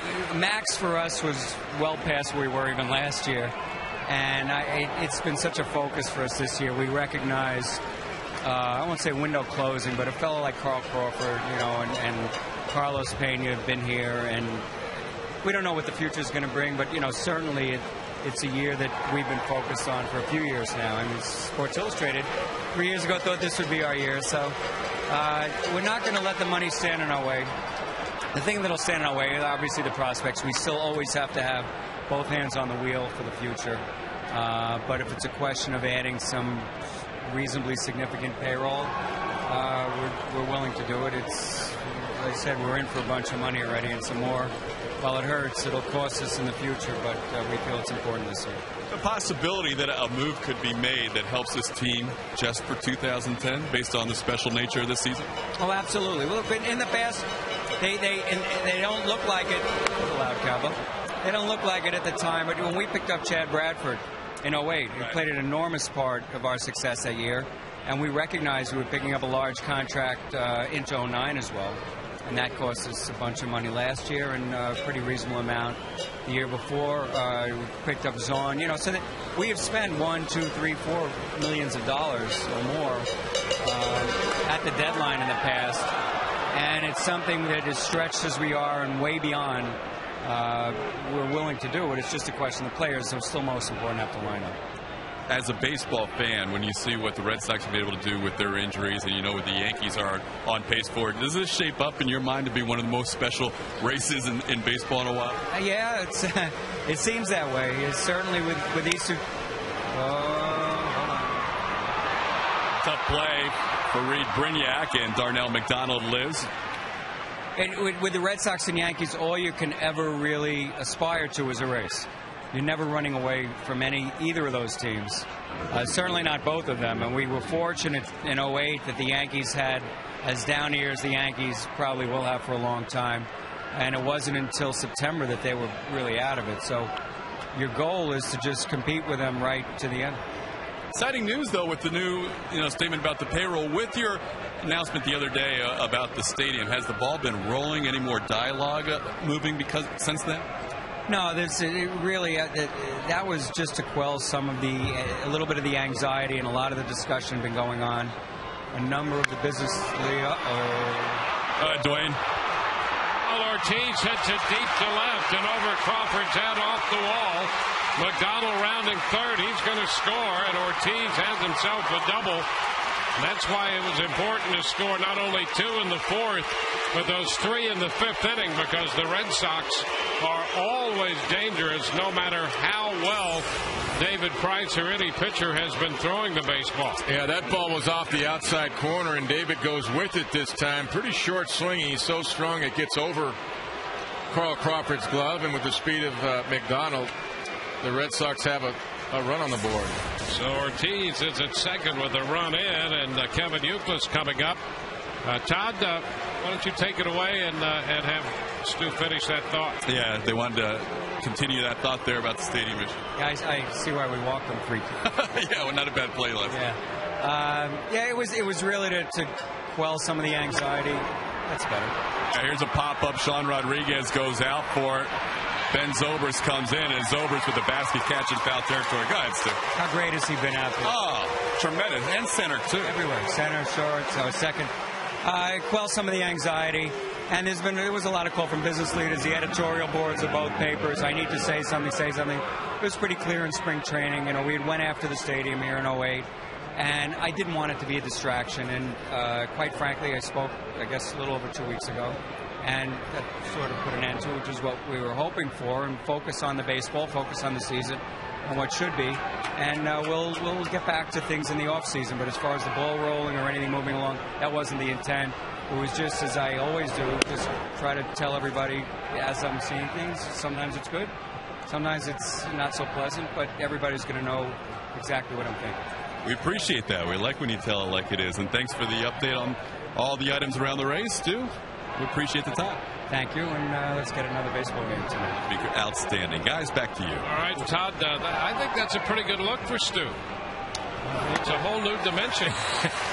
That's kind of GQ. I'm a propane guy, too. I got to remember that next time I'm barbecuing. You know, that little growth, though, that looks good. I like that. Yeah. Little edge to him.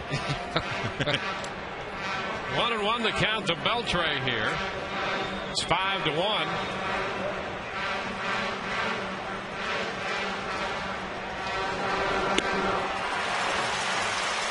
Ball, 2 strikes, and that fastball to get away, and that's been a good weapon for Price to get Beltre twice tonight on strikes out there. Yeah, you can see the tail of Adrian Beltre kind of going toward the dugout, yet he's waving at a ball 95 off the outside corner.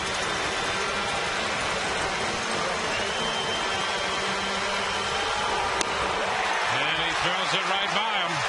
Fastball at 96. Beltre's out on strikes for the 3rd straight time. He has just overpowered Adrian Beltre tonight. You're talking one of the best hitters in the American League this year. That's a 96 fastball. I mean, he's not only late, he's underneath it.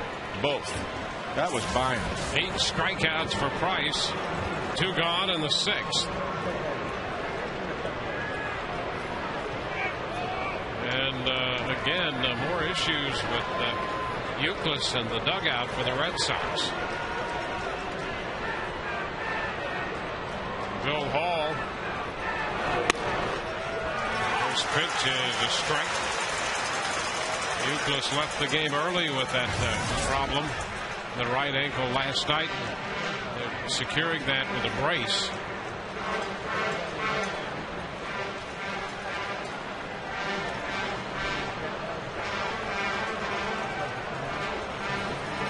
He just said it locked up on him last night when he got to home plate. He was kind of digging in.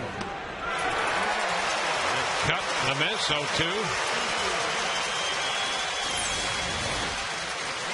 He's maintaining his velocity. That's 95. It actually had some movement running in on Bill Hall. The four-seam fastball just had a little bit of movement on it.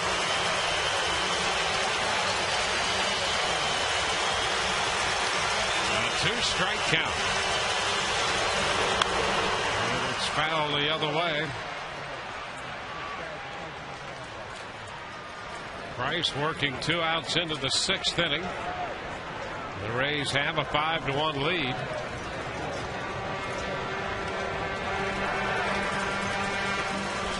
You could see Bill, he knew they were going to go up, I believe.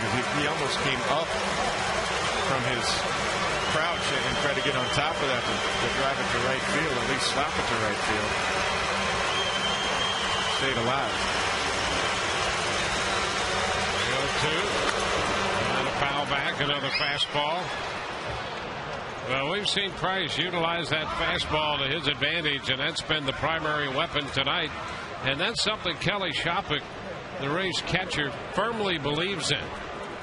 If you've got that good fastball, there's no reason to mess around with something else.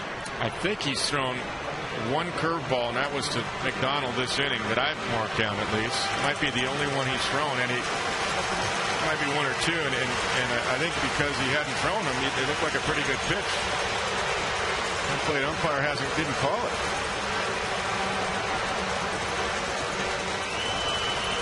Two strikes to Hall.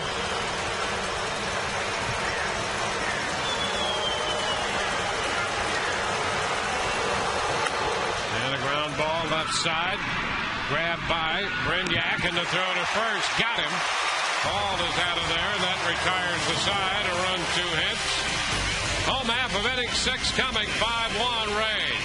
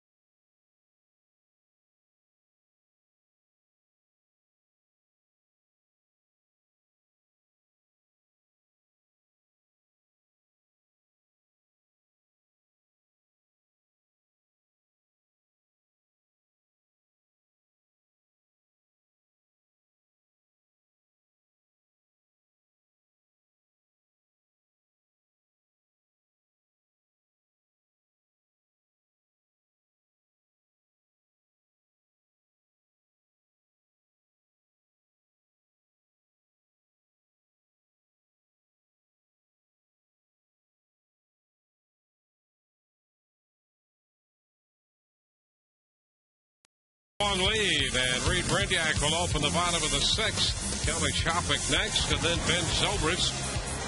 Rays have been busy the last couple innings. Here's a strike. 2 runs in the 4th and 3 in the 5th. And speaking of the 4th, there is a scoring change on the ball hit by Upton. That is going to be a base hit after all. It should be. Pitch is down, and the count is 1-1. So Upton will get an infield hit and a run batted in. His speed forced the play at first, and there was a good chance that he was going to beat that play anyway. Well, and the other part of that is because Scudero took a peek at home doesn't mean it's an error. Yep. He's just taking a peek to see where Pena was in case he wanted to change his mind where to throw it. 3 balls and a strike to count to Brindiak. And it cost him, so I think it's the right call. So the Rays now have 4 hits in this game. Brindiak shoots it foul up the right side. 3-2. Reed getting his start tonight. He came into the game hitting .277, and he had struggled a little bit recently at the plate after a great start. He's still been just superb coming off the bench, but right now, as he grounds this one to first, Euclid with the underhanded toss to Wakefield. That gives Reed 0 for 3 tonight, and he is 4 for his last 34. And we have seen a return a little bit of that uppercut. Yeah, we sure have, just a little bit. And that was a 3-2 fastball that Wakefield tried to sneak in there. But nonetheless, that was a super play that Reed made defensively to end the 6th inning. Yeah, he continues to be remarkable. His glove hand is so good, and he has been outstanding, and he's been a very valuable addition to this club. Pitch is high to Kelly Shopik coming up through the Rays minor league system, and he'll get that swing straightened out again. Yeah, and a ball guy is just a tough guy to straighten it out against. Yeah, that's right. I mean, yeah, you're hoping that you can get through a game against a knuckleball pitcher and not have it distort your swing for the next week or two. It's like slow pitch softball. You know, you do have to swing kind of up and through the ball in a knuckleball. You don't swing down because you have no chance. A bit different than a power fastball that you got to swing through. 2-1 the count here to Shopik. You uppercut a David Price fastball like Beltre's doing, and you'll see what happens. You're sitting down 3 times. Counts 2-2.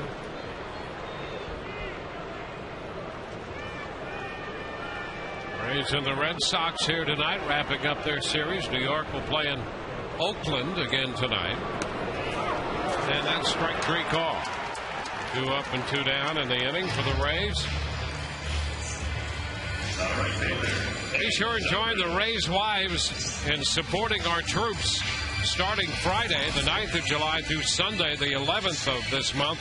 In the military drive, the Rays Wives will be collecting prepackaged food, games, and other items at gates 1 and 5 through the 2nd inning.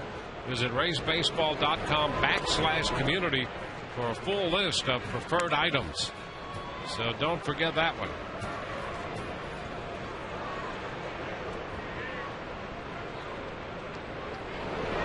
Zobrist takes that pitch wide. 2-0.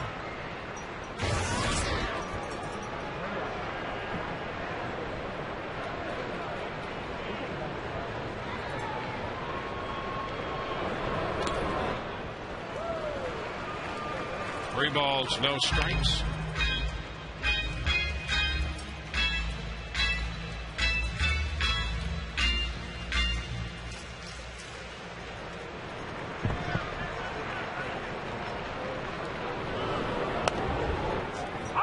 And 1.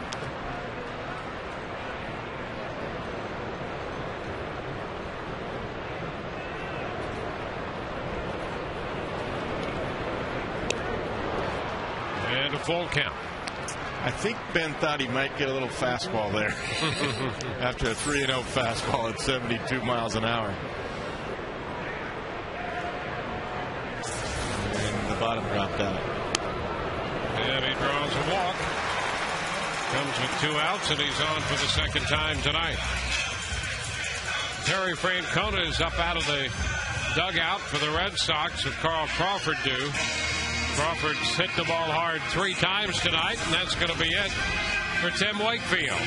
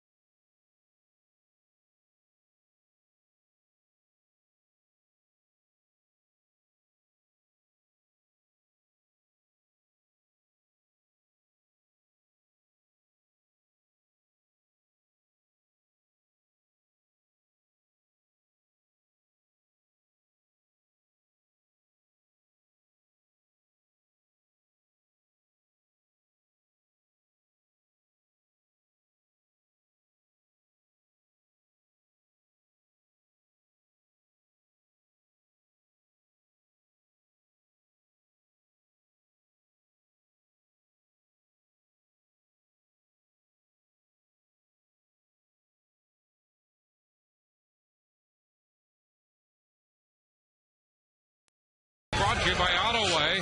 Autoway, if you need a car, truck, or van, who are you going to call? What do you think has been the Rays' biggest strength so far this year? Defense, bullpen, starting pitching, or team depth? Text your vote to 789-789. Dustin Richardson, the new pitcher. Zobrist over there at first. Carl Crawford in the batter's box.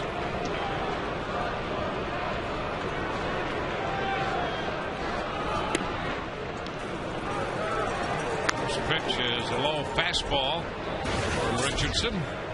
1-0. Saw Richardson briefly in the game here Monday night.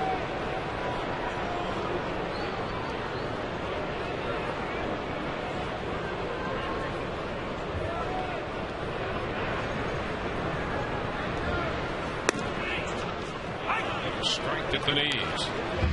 1-1. Carl had 3 good at-bats against Tim Wakefield. He lined out hard to Youkilis at first. Hit a 1-hopper to Youkilis at first and hit a long fly ball to right. Now he's got to face 91, 92 with a fastball. It's a pretty good pitch.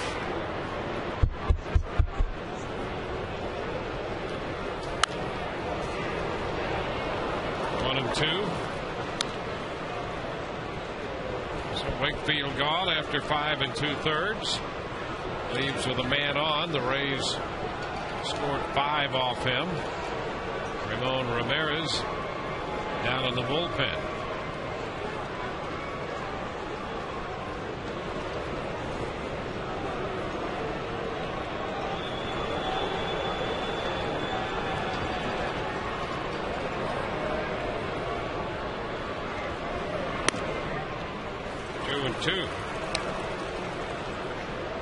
It's not a bad thought with the 2-2 count. Ben Zobrist at first to try to steal a bag, just because if he does get thrown out or even picked off, Carl would lead off the 7th. Move over there, and the Red Sox thinking the same thing. Yeah. Well, you want to get another point on the board, and you know Carl could start over the count. Plus, you'd make this kid go back out there because they've got him in there just for Carl. They've got Ramirez ready for Longoria.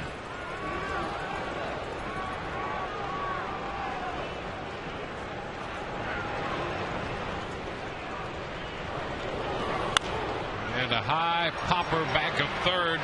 Beltre's chasing it. Will he have a play? He reaches in, falls in, and there is no catch. They're going to try to fish Beltre out of the stand. Scutaro gives him a hand. And a great effort. I'm watching Terry Francona come right out of the dugout. That's the last thing he wants to see is another injury. The skipper comes right out of the dugout to make sure Beltre's okay. Nice effort. And a nice effort by the umpire, James Hoy, at third base there, too, tracking that all the way with Beltre. And that's what caused Terry Francona to come all the way out of the dugout once he saw him going to the stands like that. Makes you chew a lot of gum. That was worth about three more pieces. And another move. They haven't forgotten about Zobrist at first base here with 2 outs. 2-2 count here on Crawford.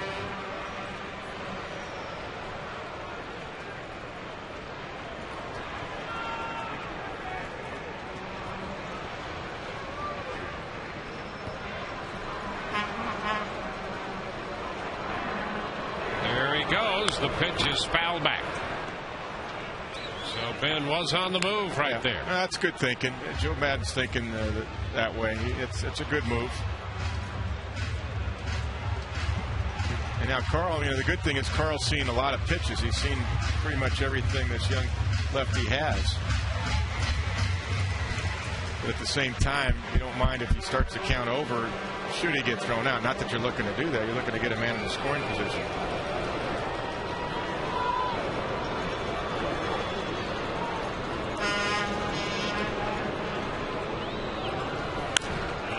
Foul back as Crawford battles the left-hander.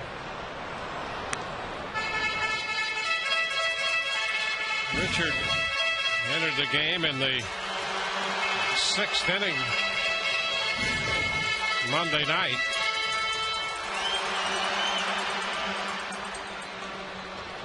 Crawford, one of the 2 guys he retired. He got Carl on a fly ball to left. Carl battling him here in the 6th inning of this game. There goes Zobrist, and the throw to first, and he's going to steal it. Euclid could not get the ball out of his mitt, and so Zobrist on the move just kept going and has himself stolen base number 16. Well, that's good managing right there by Joe Madden and Ben Zobrist. Good time to go. He does go first move, and Euclid couldn't get the transfer. He just ate the ball. Didn't look like he got the grip, and I'm not so sure of the ankle either. Turning that way isn't bothering him pushing off. Only Kevin knows that one. But normally we see Kevin come out pretty aggressive and make that throw. I think he's barking a little bit. 2-2 count here on Crawford now with Zobrist in scoring position. Carl fouls it away once more. So he extends this bat. That's 8 pitches in for Crawford. Kevin Cash going to go out there and say, let's try something different. Carl's protecting the outside corner.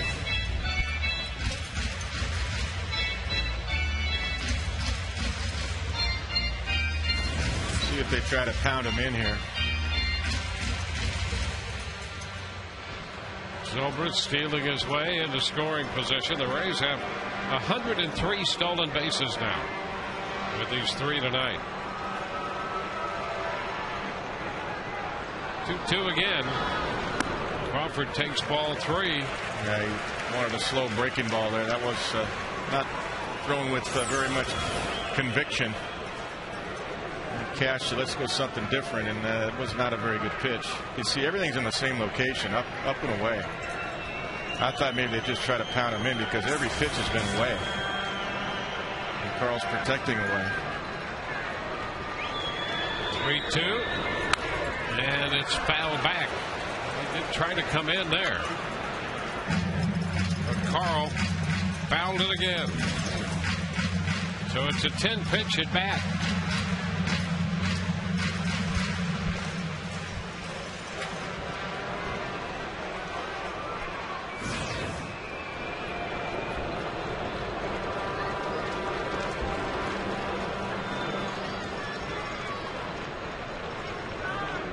Pitch number 11 to Crawford.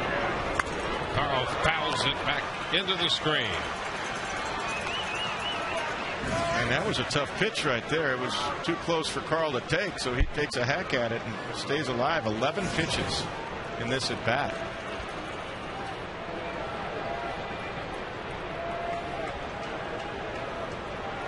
Rays scored 2 in the 4th and 3 in the 5th inning. Boston got a run in the 6th.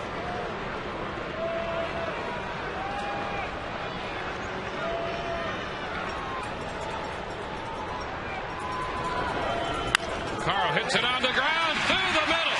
Base hit into center. That will score Zobrist. And the Rays get the run back. They again lead by 5. It's 6-1. And what an advance for Carl Crawford. On the 12th pitch of the at-bat, he drives in the run. Well, that was the first time they actually sat up inside, and he missed location. And the ball ran over the outside part of the plate. Carl had that protected, so they should have gone inside way earlier than that. That was not a very good pitch sequence, in my opinion. But a better job by Carl Crawford. So that's going to be it for Richardson, back with a new pitcher.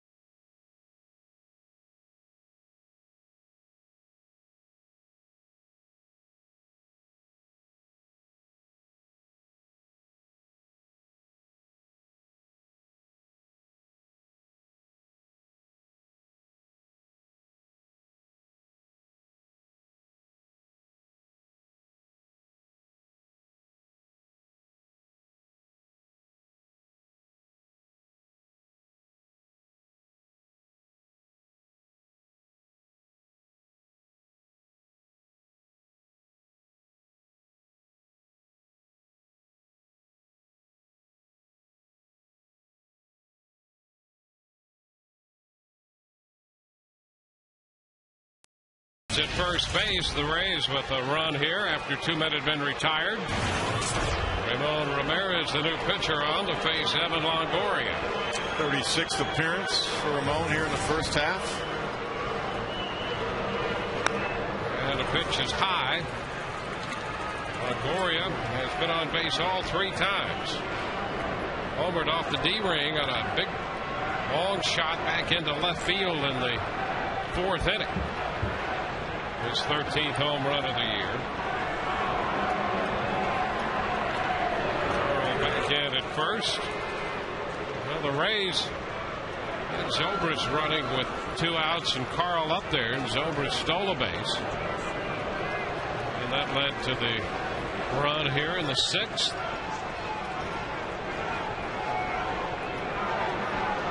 Another move to first. Carl is back.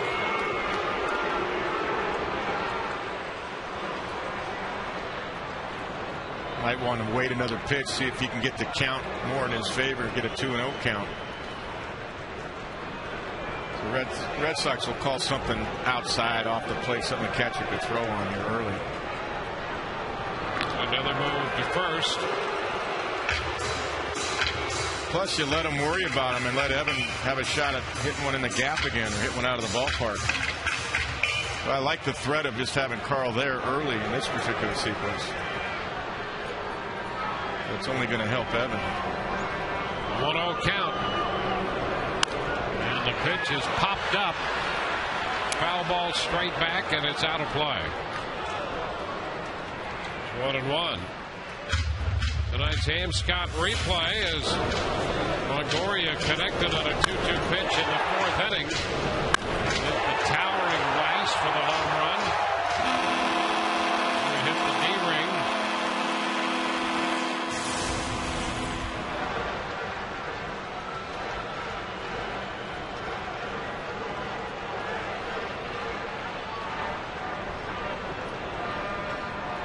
Harris holding the ball on Crawford, and now he steps back. Yeah, that's by design. You can either hold the ball, quick step off to see if he's going, or just do your normal move over there. Try to upset the timing of Carl Crawford. Fastball is fouled. 1-2.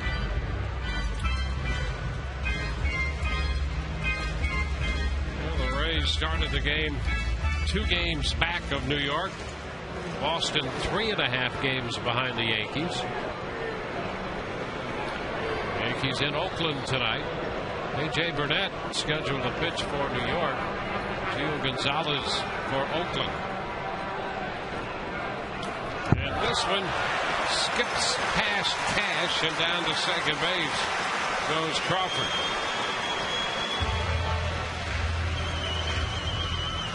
It's been a tough night back there for Cash. Yeah. He just didn't get the glove down. You see, he tried to pick it like an infielder. You just keep the glove all the way down once you get your knees down. And form that cup with your body and your glove and let it fall out right in front of you, off the chest protector. He tried to pick it, though. And now another man in scoring position. 2-2 the count to Evan. And he pops it up right side. Hall retreats from second. Makes the catch, and the Rays score 1 in the 6th. On to the 7th, 6-1 Tampa Bay.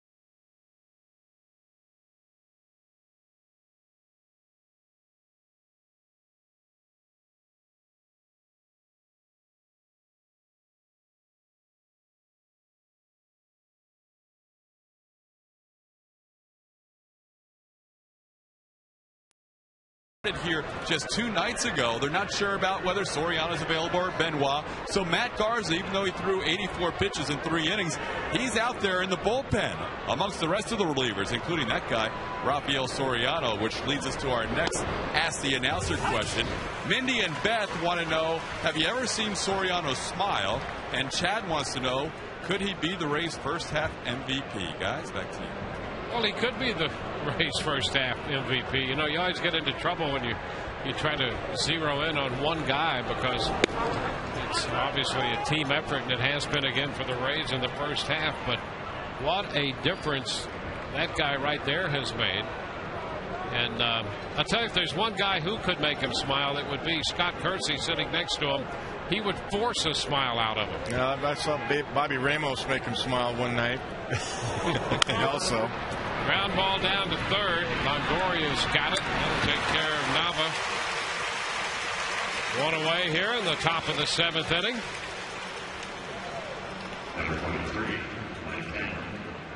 Well, the one thing I'll say about Soriano, and I said this in the open, is this was a necessity to have a bona fide go-to guy, and Andrew Friedman addressed that. And that was really important because that puts everybody else in their normal roles. And you can see what's happened with the offense where Joe Madden's still trying to get a leadoff hitter, bona fide, who's going to lead off every night, mixing and matching a lot. Here's Cameron hitting a high fly ball deep left. Crawford all the way back, and he runs out of room. Cameron has his 3rd hit tonight off David Price, and this one is a home run. And we'll remember that it was Cameron who hooked an 0-2 fastball into left field for a line drive base hit in the 5th, and he hits one out here in the 7th. He's smart. He's been getting fastballs all night. He said, I'm going to cheat. I'm going to get out there early, and he did. Now, that ball was middle away, but it was up. And see, he's hooking it. See his hands? See his wrist break right there? Right here. There's the overhead shot. That's an outside fastball, but that's the exact same swing he had last time for the base hit to left field. So when you see that, fastball's good, but you go in on it. You see a guy hooking your ball like that, saying you're not going to come in, I'll just hook it. That's when you go in on him. So last time would have given you a notion that this is a time to go up and in on Cammy. Strike the count to Cash. Yeah, if you go in and he does hit the ball, it just shatters the bat. He's not going to hook a fastball in, I guarantee you that. No. If he does, it's going to be his tail's going to be in the dugout, and so is the baseball. There's a ground ball and a base hit up the middle. So Cash is on for the 2nd time after walking in the 5th. He has a base hit in the 7th inning. And, you know, all that being said, if the fastball's down, you can hook it. It's a ground ball to the left side. It just happened to be up. Both pitches to Cameron, the last 2 were up.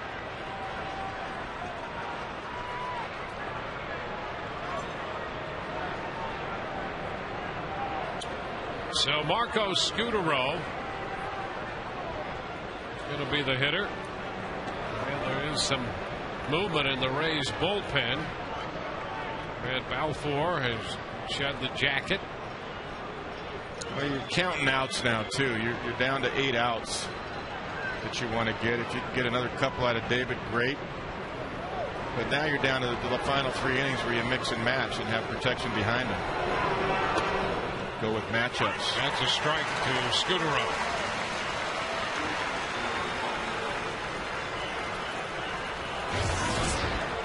Nava grounded out. Cameron homered, and Cash has just singled into center. A 1-strike count to Scutaro.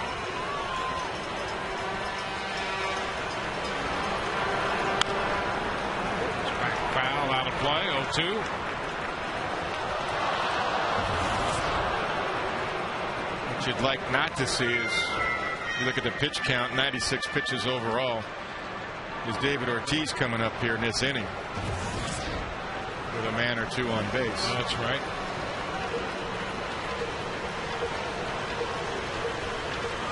There he is. Just a bit wide right there, and it's 1-2.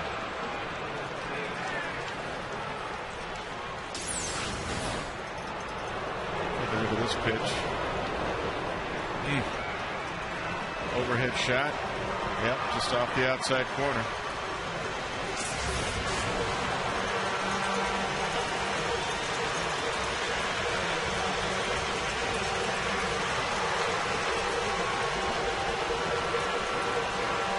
Well, this is why you continue to send runners and score. That's right. As the Rays did in the bottom of the 6th, picking up another run.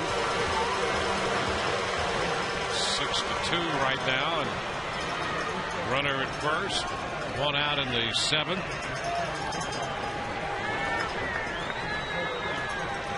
Each man retired at this stage of the game. Big outs.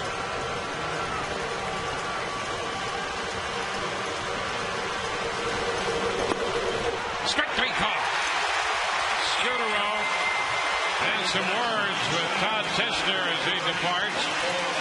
You'll recall back in the first, Scudero was called out on a pitch on the outside corner. This one in on the corner, and he's out. What a great pitch, though, because he'd been powering fastballs by Scudero, and he throws a slider.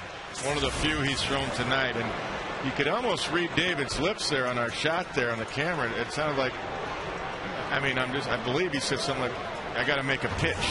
And he did. What a great pitch.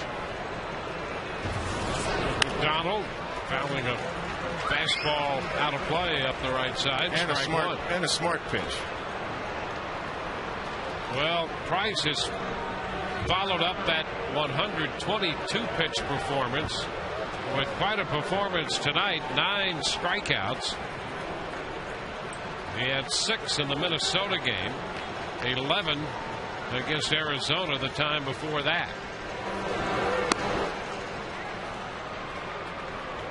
1-1. I believe that was pitch number 100. And he's thrown 75 strikes. I mean, that is an incredible amount of pound in the zone tonight. And he throws a pitch by McDonald.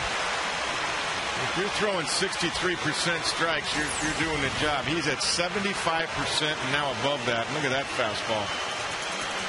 Plenty left on it, too.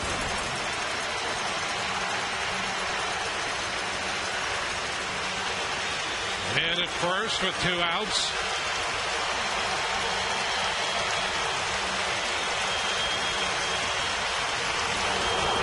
Swing and a miss. He went away with a fastball, and that's strikeout number 10. A run, 2 hits, a man left. It's 7th inning stretch time. Price has 10 strikeouts tonight, and the Rays have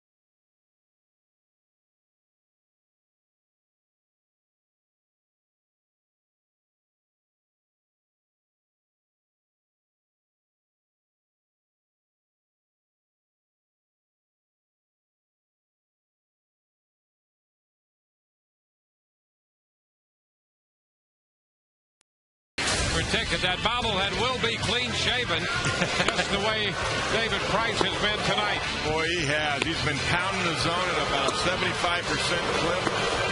Innings 1 through 7. Only given up 2 runs. Got 10 strikeouts. And he's at an electric fastball tonight, averaging at 95, 96 miles an hour.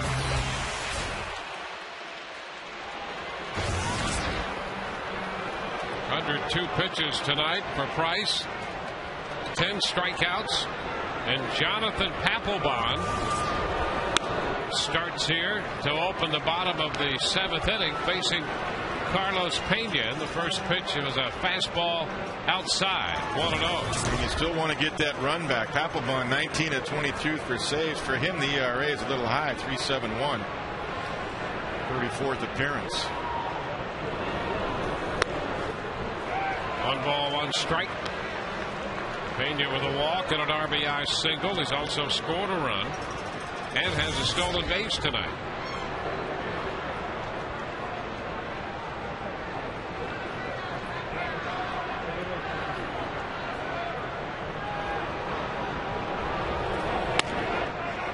Takes a pitch inside.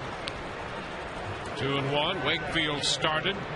Worked 5 2/3. Charged with all 6 runs. Richardson and Ramirez, and now Papelbon.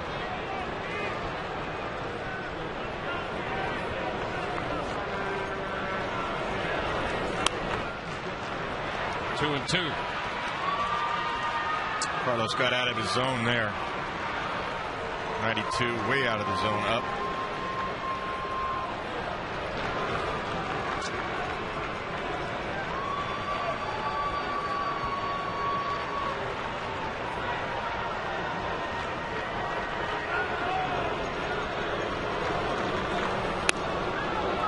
Wide. Full count.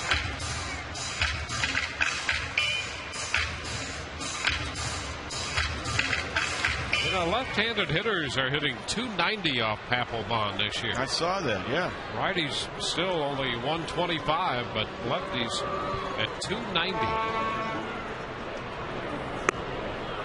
Pena is out on strikes, missing the 3-2 pitch.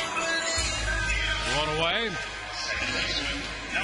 For a limited time, take advantage of the Autoway. Buy 3, get 1 free tire special at all Autoway dealerships. Go to AutowayServiceCenters.com for locations and to schedule your appointment.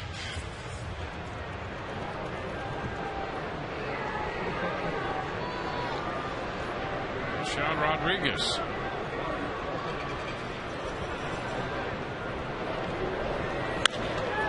Shoots it just foul. Hit the chalk line in front of the bag and then veered just to the foul side of the bag. And James Hoy right on top of that to make the call. Definite adjustment by Sean Rodriguez. That is a bullet that hits the chalk and shoots foul. But the adjustment is the last couple of weeks when it's a guy that's going to power you with a fastball right after, he's ready for it. Not taking that first pitch down the middle all the time. He's keeping you honest now.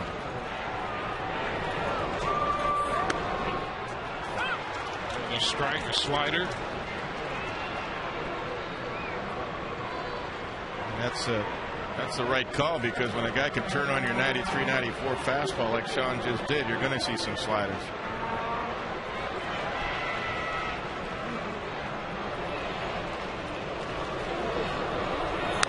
And a foul back. He came back with a fastball. A good quick swing again from Sean. And he's a good hitting position now, too. One of the adjustments he's made. Hands are back. Good balance.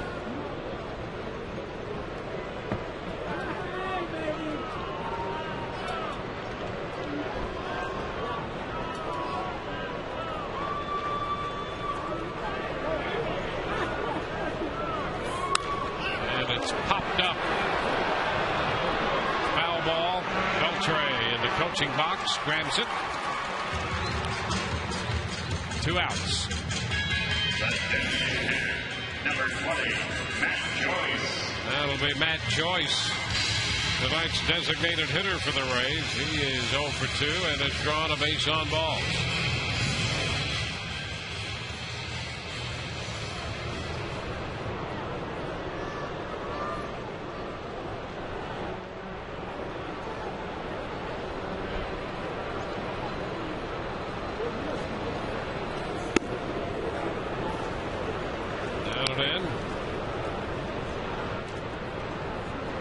Won the first 2 games of the series, 6-5 and 3-2. They have a 4-run lead in the bottom of the 7th inning tonight.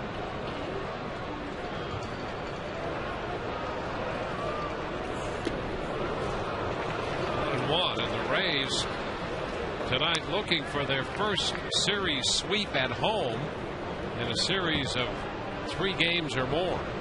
Coming in, the Rays 22-19 at home. They started this homestand just a game over 500 here at Tropicana Field, and hoping to make up some ground in that department on this final homestand before the All-Star break.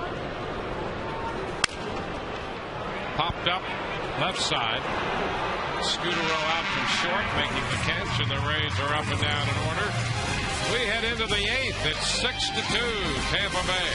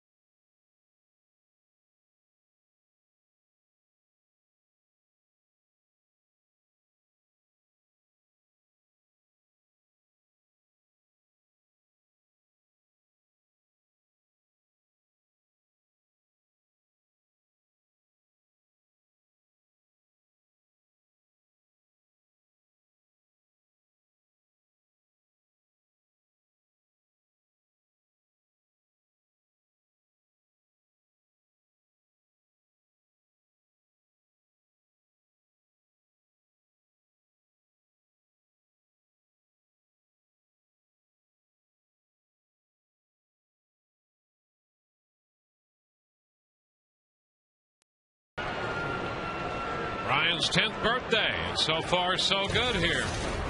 Rooting for the Rays. David Price makes one pitch, and Ortiz hits it on the ground to the left side, where Longoria throws him out. So David on to start the 8th inning, and he gets Ortiz. Longoria, the lone man on the left side, and he took care of that. That helped. 1 pitch, 1 out. As the Rays are counting down outs now. David Price still a good pitch count, but I'm sure Joe Madden doesn't want it to go too much higher than what it is. David started the day tied with CC Sabathia in wins in the American League with 11. Now he faces Euclid, and there's a first pitch strike. How about that? Break out that curveball. Back door right there, 73 mile an hour. He's only thrown a few. Hasn't needed anything else, really. 1-1 to count right now.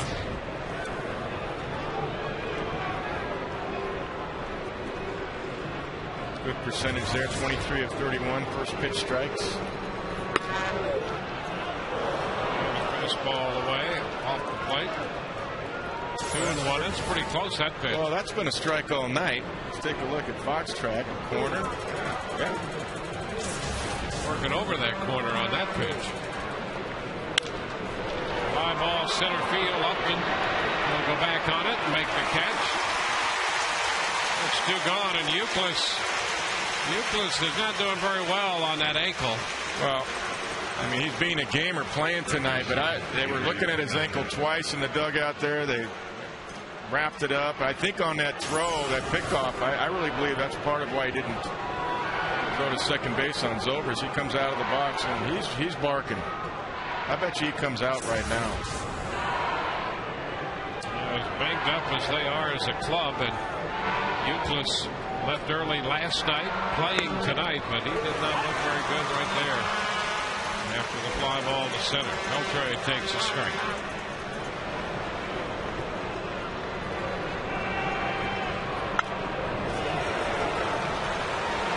0-2. I mean, when you're managing, you see that. You're Terry Francona. You're in the 8th inning, down 6-2. Not that you don't hope that Euclid will have one more at bat. You might as well just get him out of there. Well, they're on their way to Toronto after this game, and tomorrow's an off day for the Red Sox. And they're going to be grateful given the physical situation that their club finds itself in. You're not kidding. Now that was a good pitch by David. There he went inside. Keep Beltre on us. And the pitch skied back into right. Zobrist will have to go back, and it keeps carrying off the wall. And now Beltre moves into second base with a double. That ball just would not come down. It carried. Sure did. All the way to the right field wall. And Joe Madden is checking with the bullpen, and it's time to make a move. Yeah, it's the right move because you're down to 4 outs. David's done his job. So David Price will get a nice hand. Madden comes out to get him. Rays lead 6-2.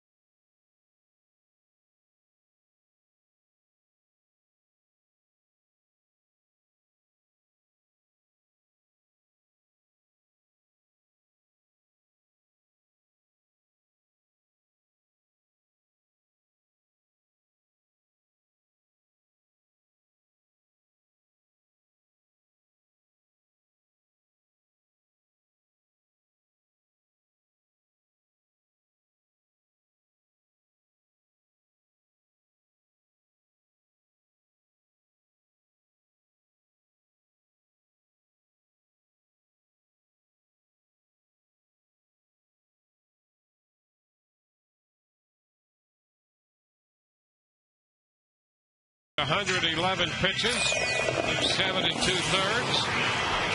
Take a look at the Miller Lite K strength this moment, and a number of them tonight for David Price. Yeah, 111 pitches. He pounded the zone. 83 for strikes, 10 strikeouts in all. Fastball that was at 95 and 97. 7 2/3 strong innings.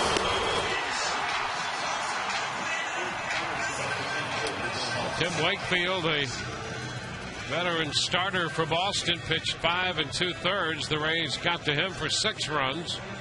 David Price 7 2/3 for the Rays, and has given up 2 as he departs with 10 strikeouts tonight. Double figures in the strikeout department. And there's bullpen help behind Balfour. Joe Madden will definitely mix and match to try to get these 4 outs tonight. Eric Patterson will hit for Bill Hall. And the pitch from Balfour is a high fastball. Well, as was noted earlier tonight, Garza has been hanging out of the bullpen tonight. He's up now along with Randy Choate. And the pitch up from Balfour. 2-0. Well, this is a dangerous guy. Patterson, he had a triple last night. He had 2 home runs the first night. Balfour's numbers are outstanding here in the first half. 2.06 ERA, but you got to be careful, obviously, with Patterson. Don't swing away from a 2-run game. That's a strike. 2-1. pretty apparent. Soriano is not going to pitch tonight. He's pitched, what, 5 out of 6, Dwayne? Yep, 4 straight and 5 out of 6.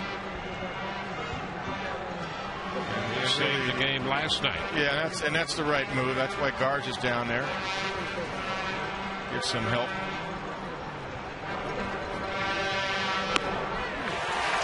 Two and two.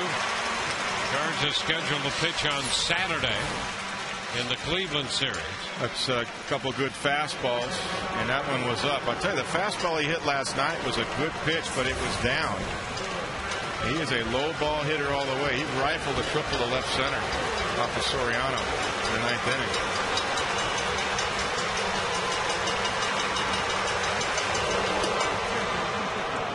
And the count is full.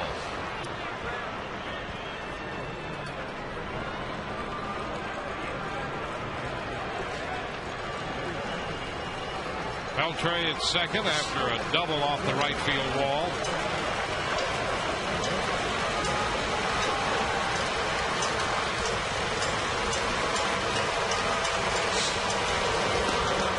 And strike 3 called on the outside corner. Patterson looking. That takes care of Boston. They leave a man. Bottom of the 8th coming. Rays lead by 4.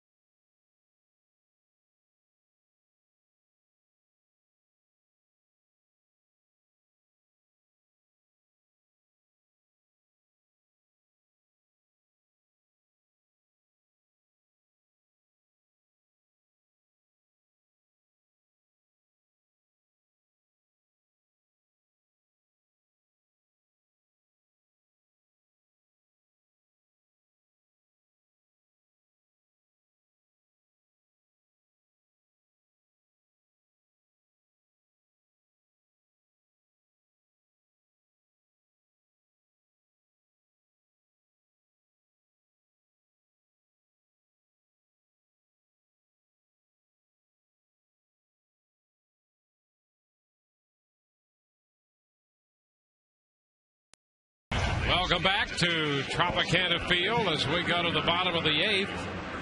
The Rays hold a 6-2 lead.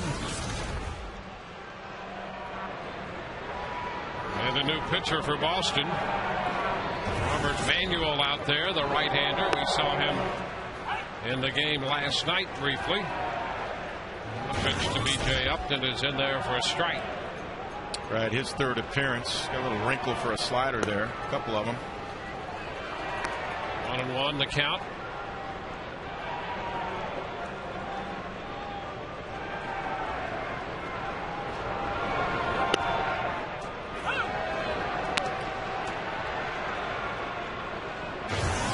One and two right now.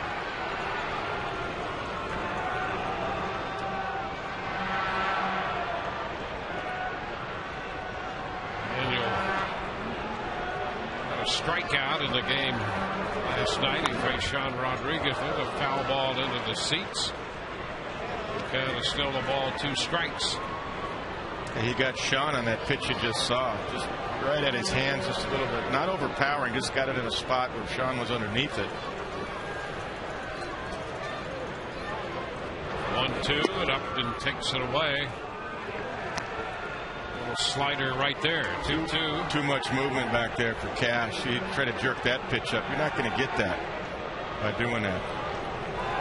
Got to freeze it.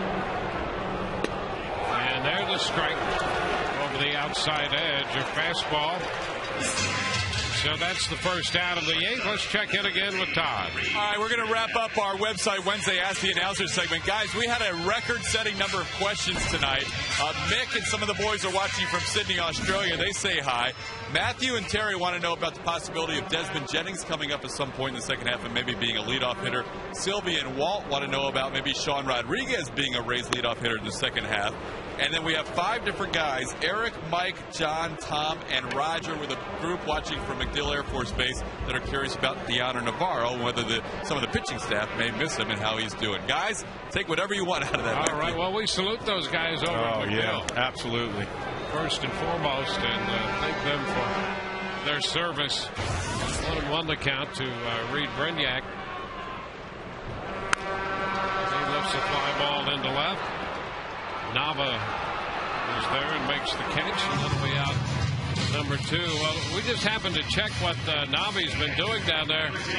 He's hitting just 200. He's 3 out of 15, but the interesting thing, his on-base percentage is .478. He's drawn 7 walks, and he even has a steal for good measure right there. So he's drawn a lot of walks to this point, but not a lot of at-bats. He's just 15 at-bats so far. We checked the Durham stat sheet earlier today.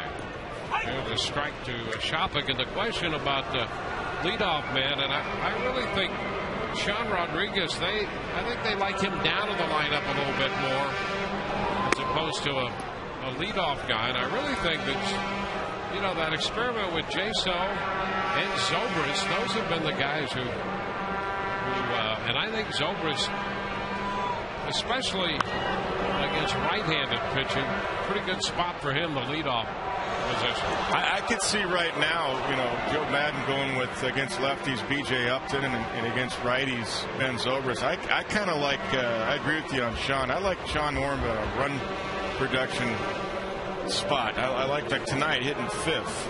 He had some good at-bats. I think he's, I mean, remember, this guy hit 30 home runs in the minor leagues with the Angels in AAA. And we've seen that power, and now he's making some adjustments. He drove that triple yesterday. I mean, he smoked that ball. So I like him in a run-producing spot myself, especially with so many lefties like Pena and Joyce and even Jaso around him. I think he's perfect somewhere in that 5th spot, sometimes 6th spot, even 7th, whatever. But Madden thought that Jaso might be putting a little more pressure on himself because he was in that leadoff spot, but you know, he's pretty good up there. But I really think Zobrist from the left side and Upton, if you platoon him, boy, there's a shot back into center field off the bat of Shopik all the way to the track. That's Cameron, and he's standing in the corner in the deepest part of the ballpark out there to haul that one in. Shopik hit it a long way for out number 3.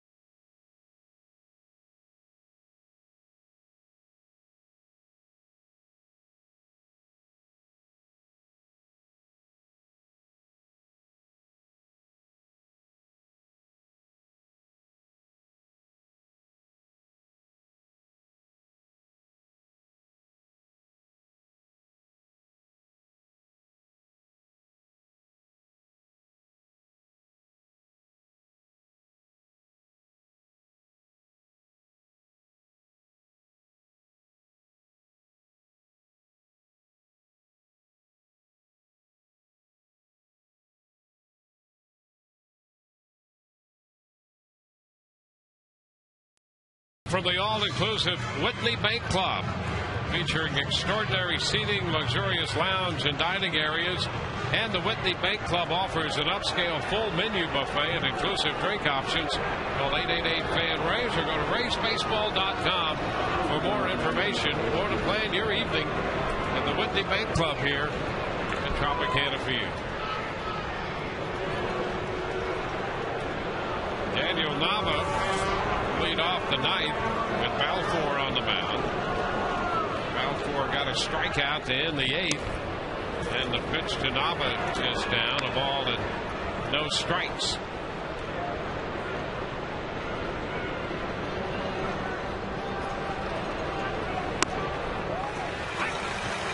One and one. Price worked 7 2/3. Did 111 pitches.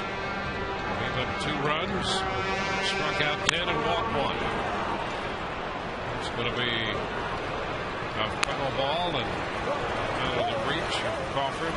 Anyone else for that matter. If it's out of the reach of Crawford, it's certainly out of the reach of everybody else. Isn't that the truth? You get that right. Rays Live, the postgame show coming up following our coverage. Be sure and stay with us for that. Yeah, not for that, but for the postgame show.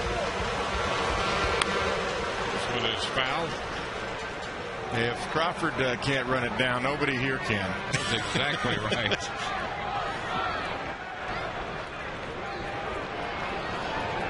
Rays home tomorrow night. Don't want to go up the ladder here. This guy's a good low ball hitter. Throw the fastball, just power him up.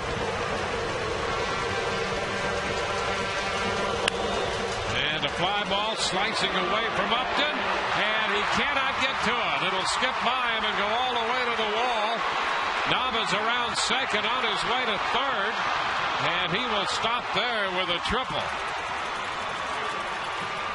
Nava with a leadoff triple in the ninth inning. Upton made a diving attempt. And once it got by him, it was only a matter of how far could Nava run. Well, with a 4-run lead, I don't fault BJ for making an attempt, because if he makes the play, it's 1 out, it's a great play. The runner at third right now means nothing. Yeah, if you hold up, the double play's in order.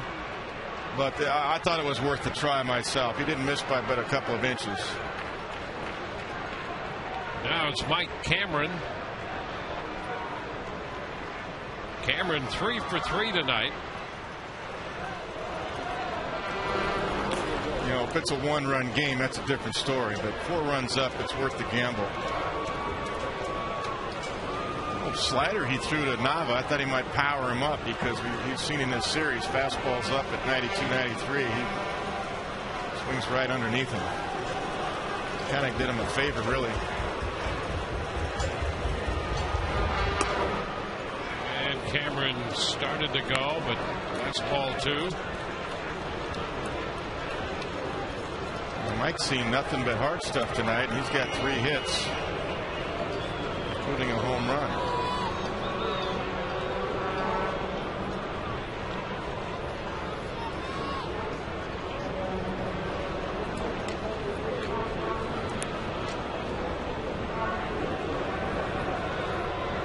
Wade Davis pitches tomorrow night for the Rays in the opening game of the series against Cleveland. Looking for his 6th win. Cut the miss by Cameron. 2-1. He missed the fastball that time.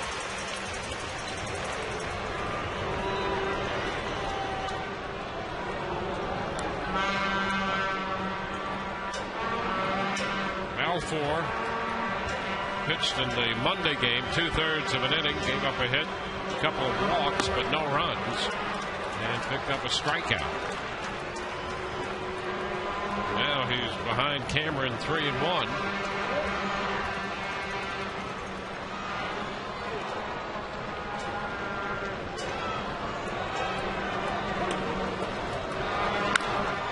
And a high fly ball back to right field. Zobrist back to make the catch, the tag at third. Nava's headed to the plate. He will score to make it 6-3.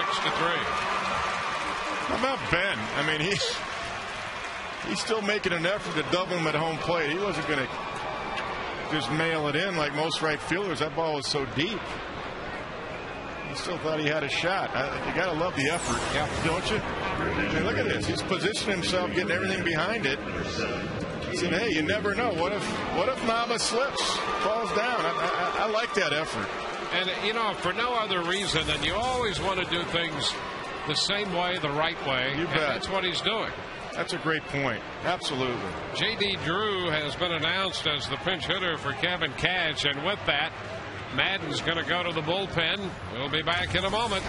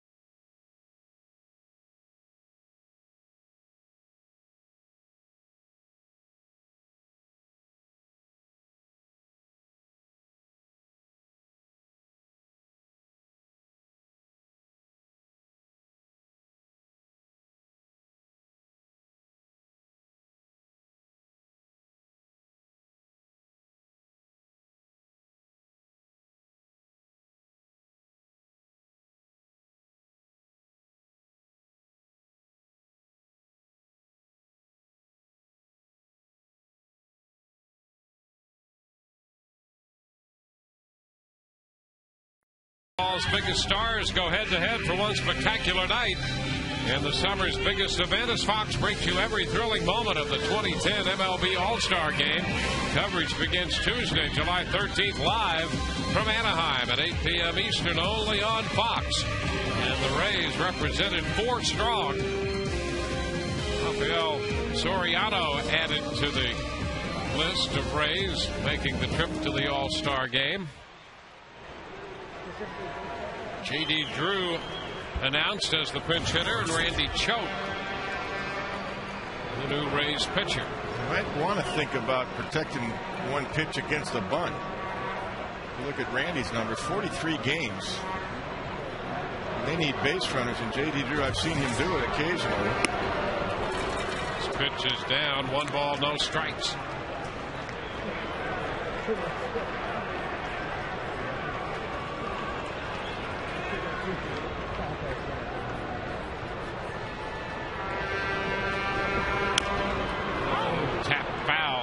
Foot. Ouch. Drew. A 1-1 count. He's got no protection either. He doesn't wear that shin guard.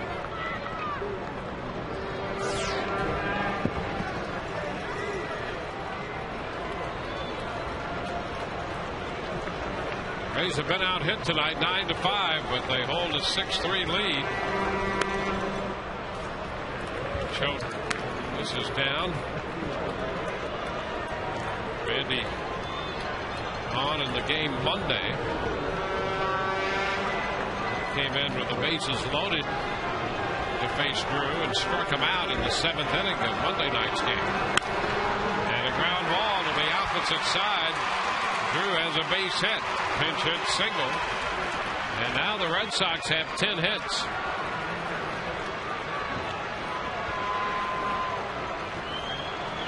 Madden's going to come out to make another pitching change with the top of the order due, and he wants Matt Garza. We'll be back in a moment.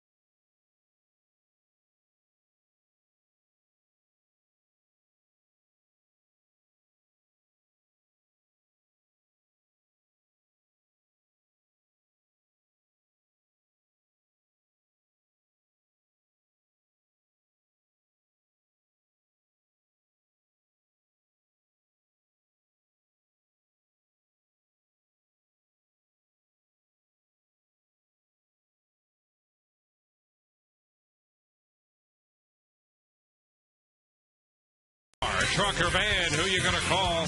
AutoWay. Call 1-800-SHOP-AutoWay. By Checkers, little place, big taste.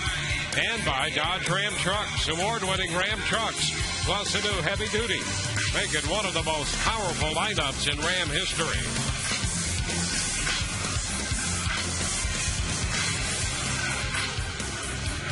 Well, Joe Madden with Matt Garza down in the bullpen is going to go to Garza.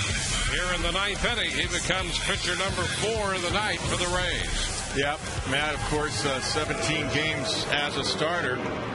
However, the other night he got knocked out after 3 innings in a very high pitch count, but he's got the stuff to do this job, and it's out of necessity because Soriano's been used 5 out of 6 games, and you just can't burn him out. So Garza's on in relief for the first time in a Rays uniform. In fact, he has made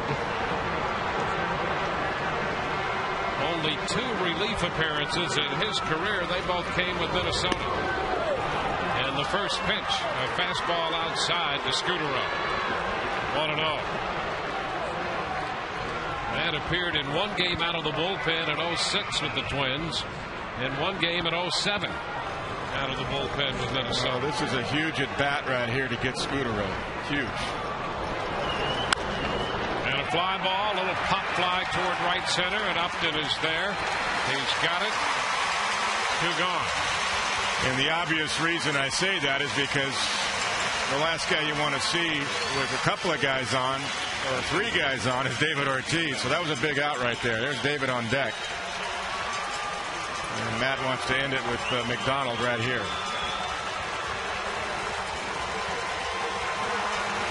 Darnell McDonald tonight.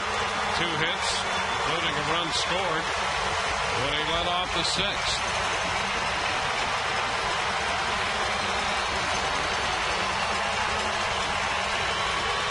Red Sox have a run, 2 hits here in the 9th inning. Runner at first is Drew. McDonald in the batter's box, and there's a high fastball. Add a little something behind that one. Yeah, just got to take it easy. Don't overthrow to try to finish the game.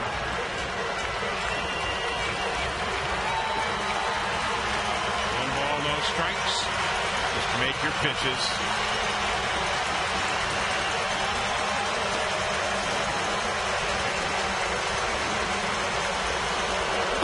And a cut and a miss by McDonald. 1-1. Very nice comeback. Nice and fluid. Look at that movement. Some action on it coming in. Good fastball. Good four-seam fastball with some movement. Rice worked 7 2/3. There's in a spot here trying to finish it off.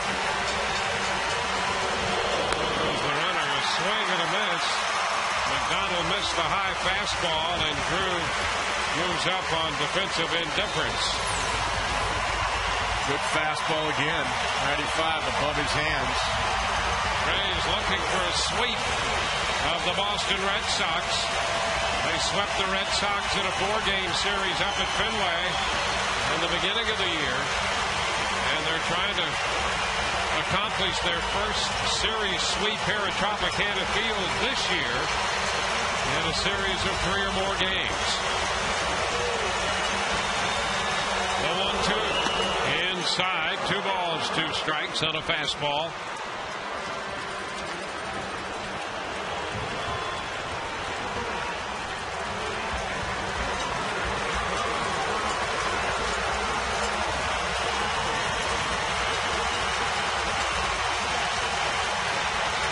Money pitch right here.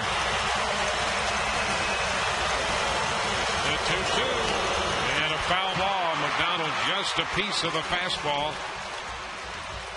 So Garza must make another pitch. Fastball had some cut action on that one a little bit. Still a 4-seamer, and really chopping right off the tip of his glove. Garza, scheduled to pitch Saturday after a short start his last time out, in relief tonight. The 2-2. Fouled again. Another fastball. I think if he throws that same fastball up he threw a couple of pitches ago, he gets him. That one is away. He can reach that. We saw him hit that ball off of David Price away, 96 up, right back through the middle. I think he can tie him up. I wouldn't go breaking ball. I'd just go right at him, but I'd go up a little bit at the top part of the zone, but a little bit in. Get him to chase. 2-2. And a foul again. That fastball. So he can reach that away. That ball's in, the game's over. McDonald needs a new bat.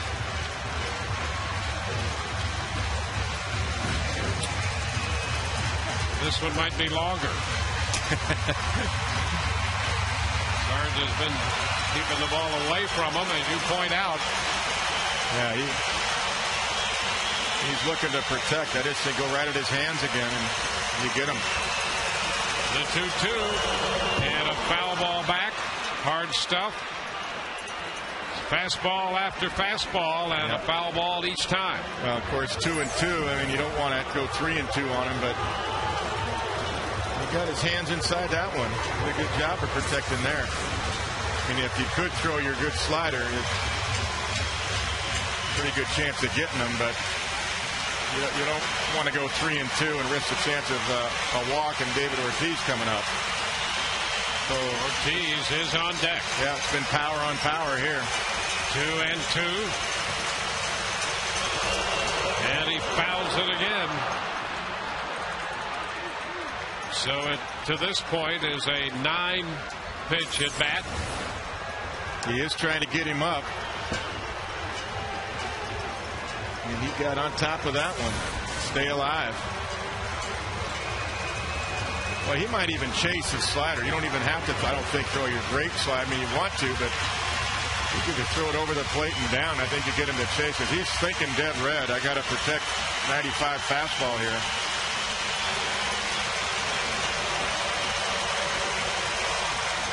And now McDonald steps back. Garza had peered in for the sign. Another fastball so far. The 2-2 pitch again. Into the dirt. He tried to throw the slider that time, but he bounced it in front of the plate. And that's the right pitch. What I was saying earlier, you don't have to throw a great one. Just throw one. You don't have to throw a pinpoint perfect slider. He's in fastball mode. He'll chase. But he threw a 50-footer. 10 pitches in this at bat.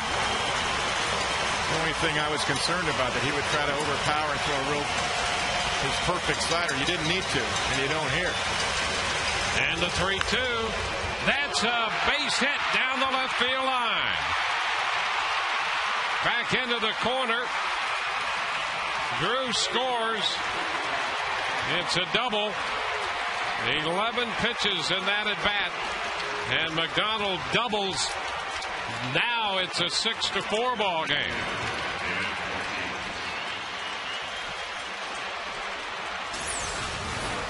Well, he did come fastball, and it came in off the plate, but it's down. And he just missed location. But that's just a good battle by McDonald. So McDonald drives in the run.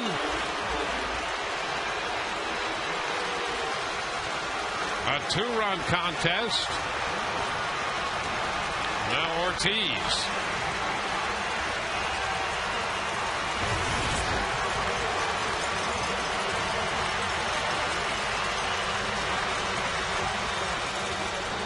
The pitch is low, blocked by Kelly Shopik.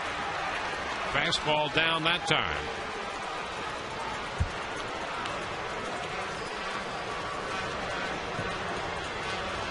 Yeah, I really believe if you could have just thrown that slider over. Yep. And even doubled up on it if you wanted to. And Wheeler up in the bullpen for the Rays.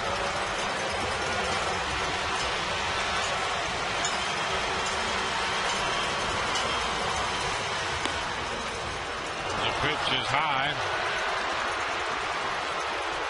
2-0. Yeah, it's up and off the outside corner. Garza got Scutaro and then had that long 11 pitch at bat, the battle with McDonald's before he doubled.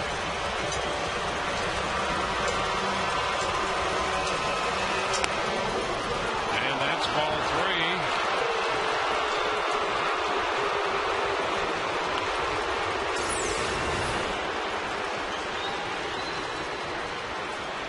3. Same location, up and away.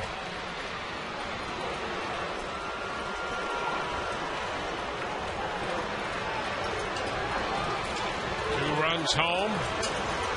Man at second. And a high foul back. He was swinging 3-0. Got the fastball. And why not? It's David Ortiz. Might be the best fastball you get to hit. And it was. It was right there. And he knows it.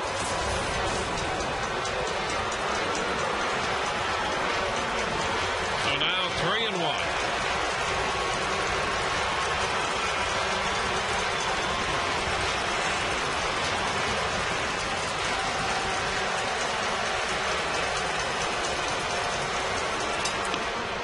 Ball 4 is inside. Ortiz walks. That puts men at first and second. Hickey goes to the mound. Kevin Youkilis is due up.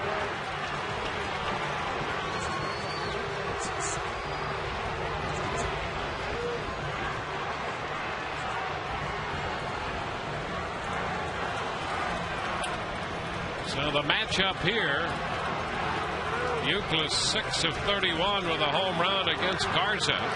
Ortiz had gone just 5 for 26, but it hit 3 home runs off him of those 5 hits. And now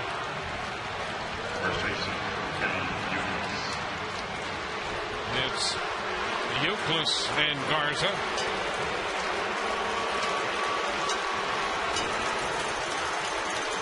Well, that's the only concern of having Matt trying to close tonight, is because he gets so amped up and overthrows a lot sometimes in that first inning when he comes in as a starter, let alone as a closer. And so far, that's what's happened.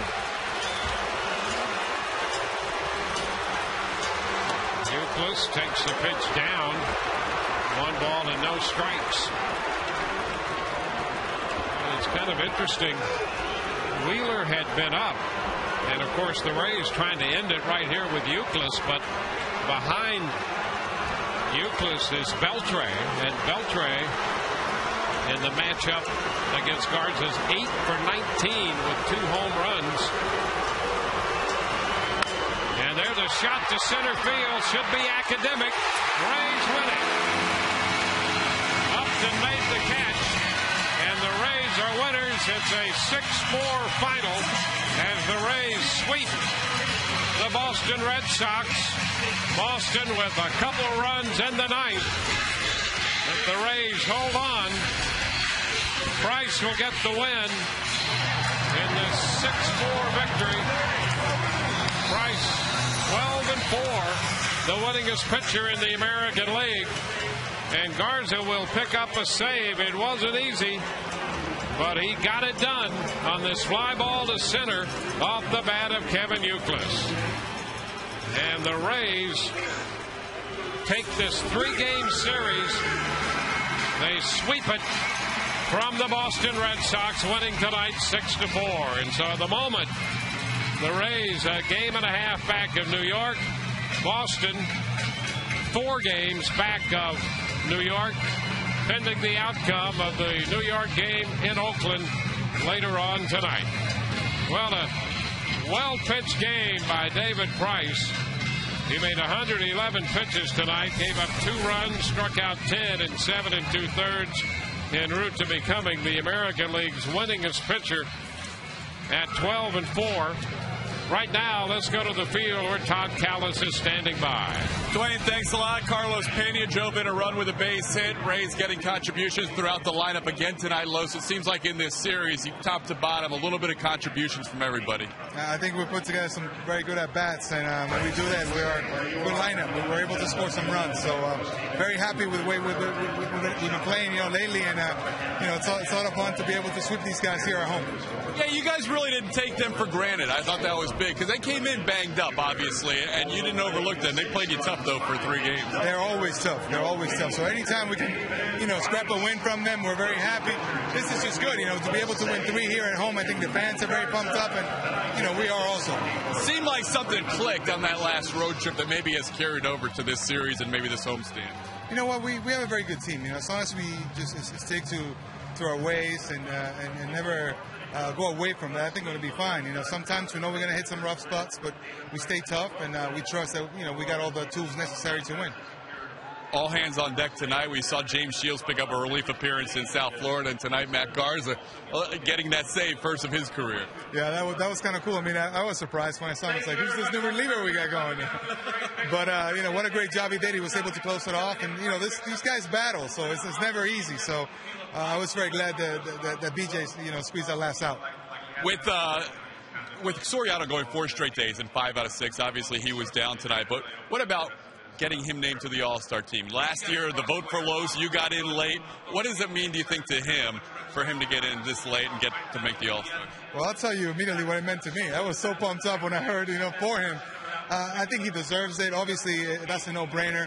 Sometimes things don't work out the way we envisioned, but, how well deserved. This is a great honor for him, and I know that he wanted to be there, and he deserves it so much, so I'm extremely happy for him. I know he's very excited.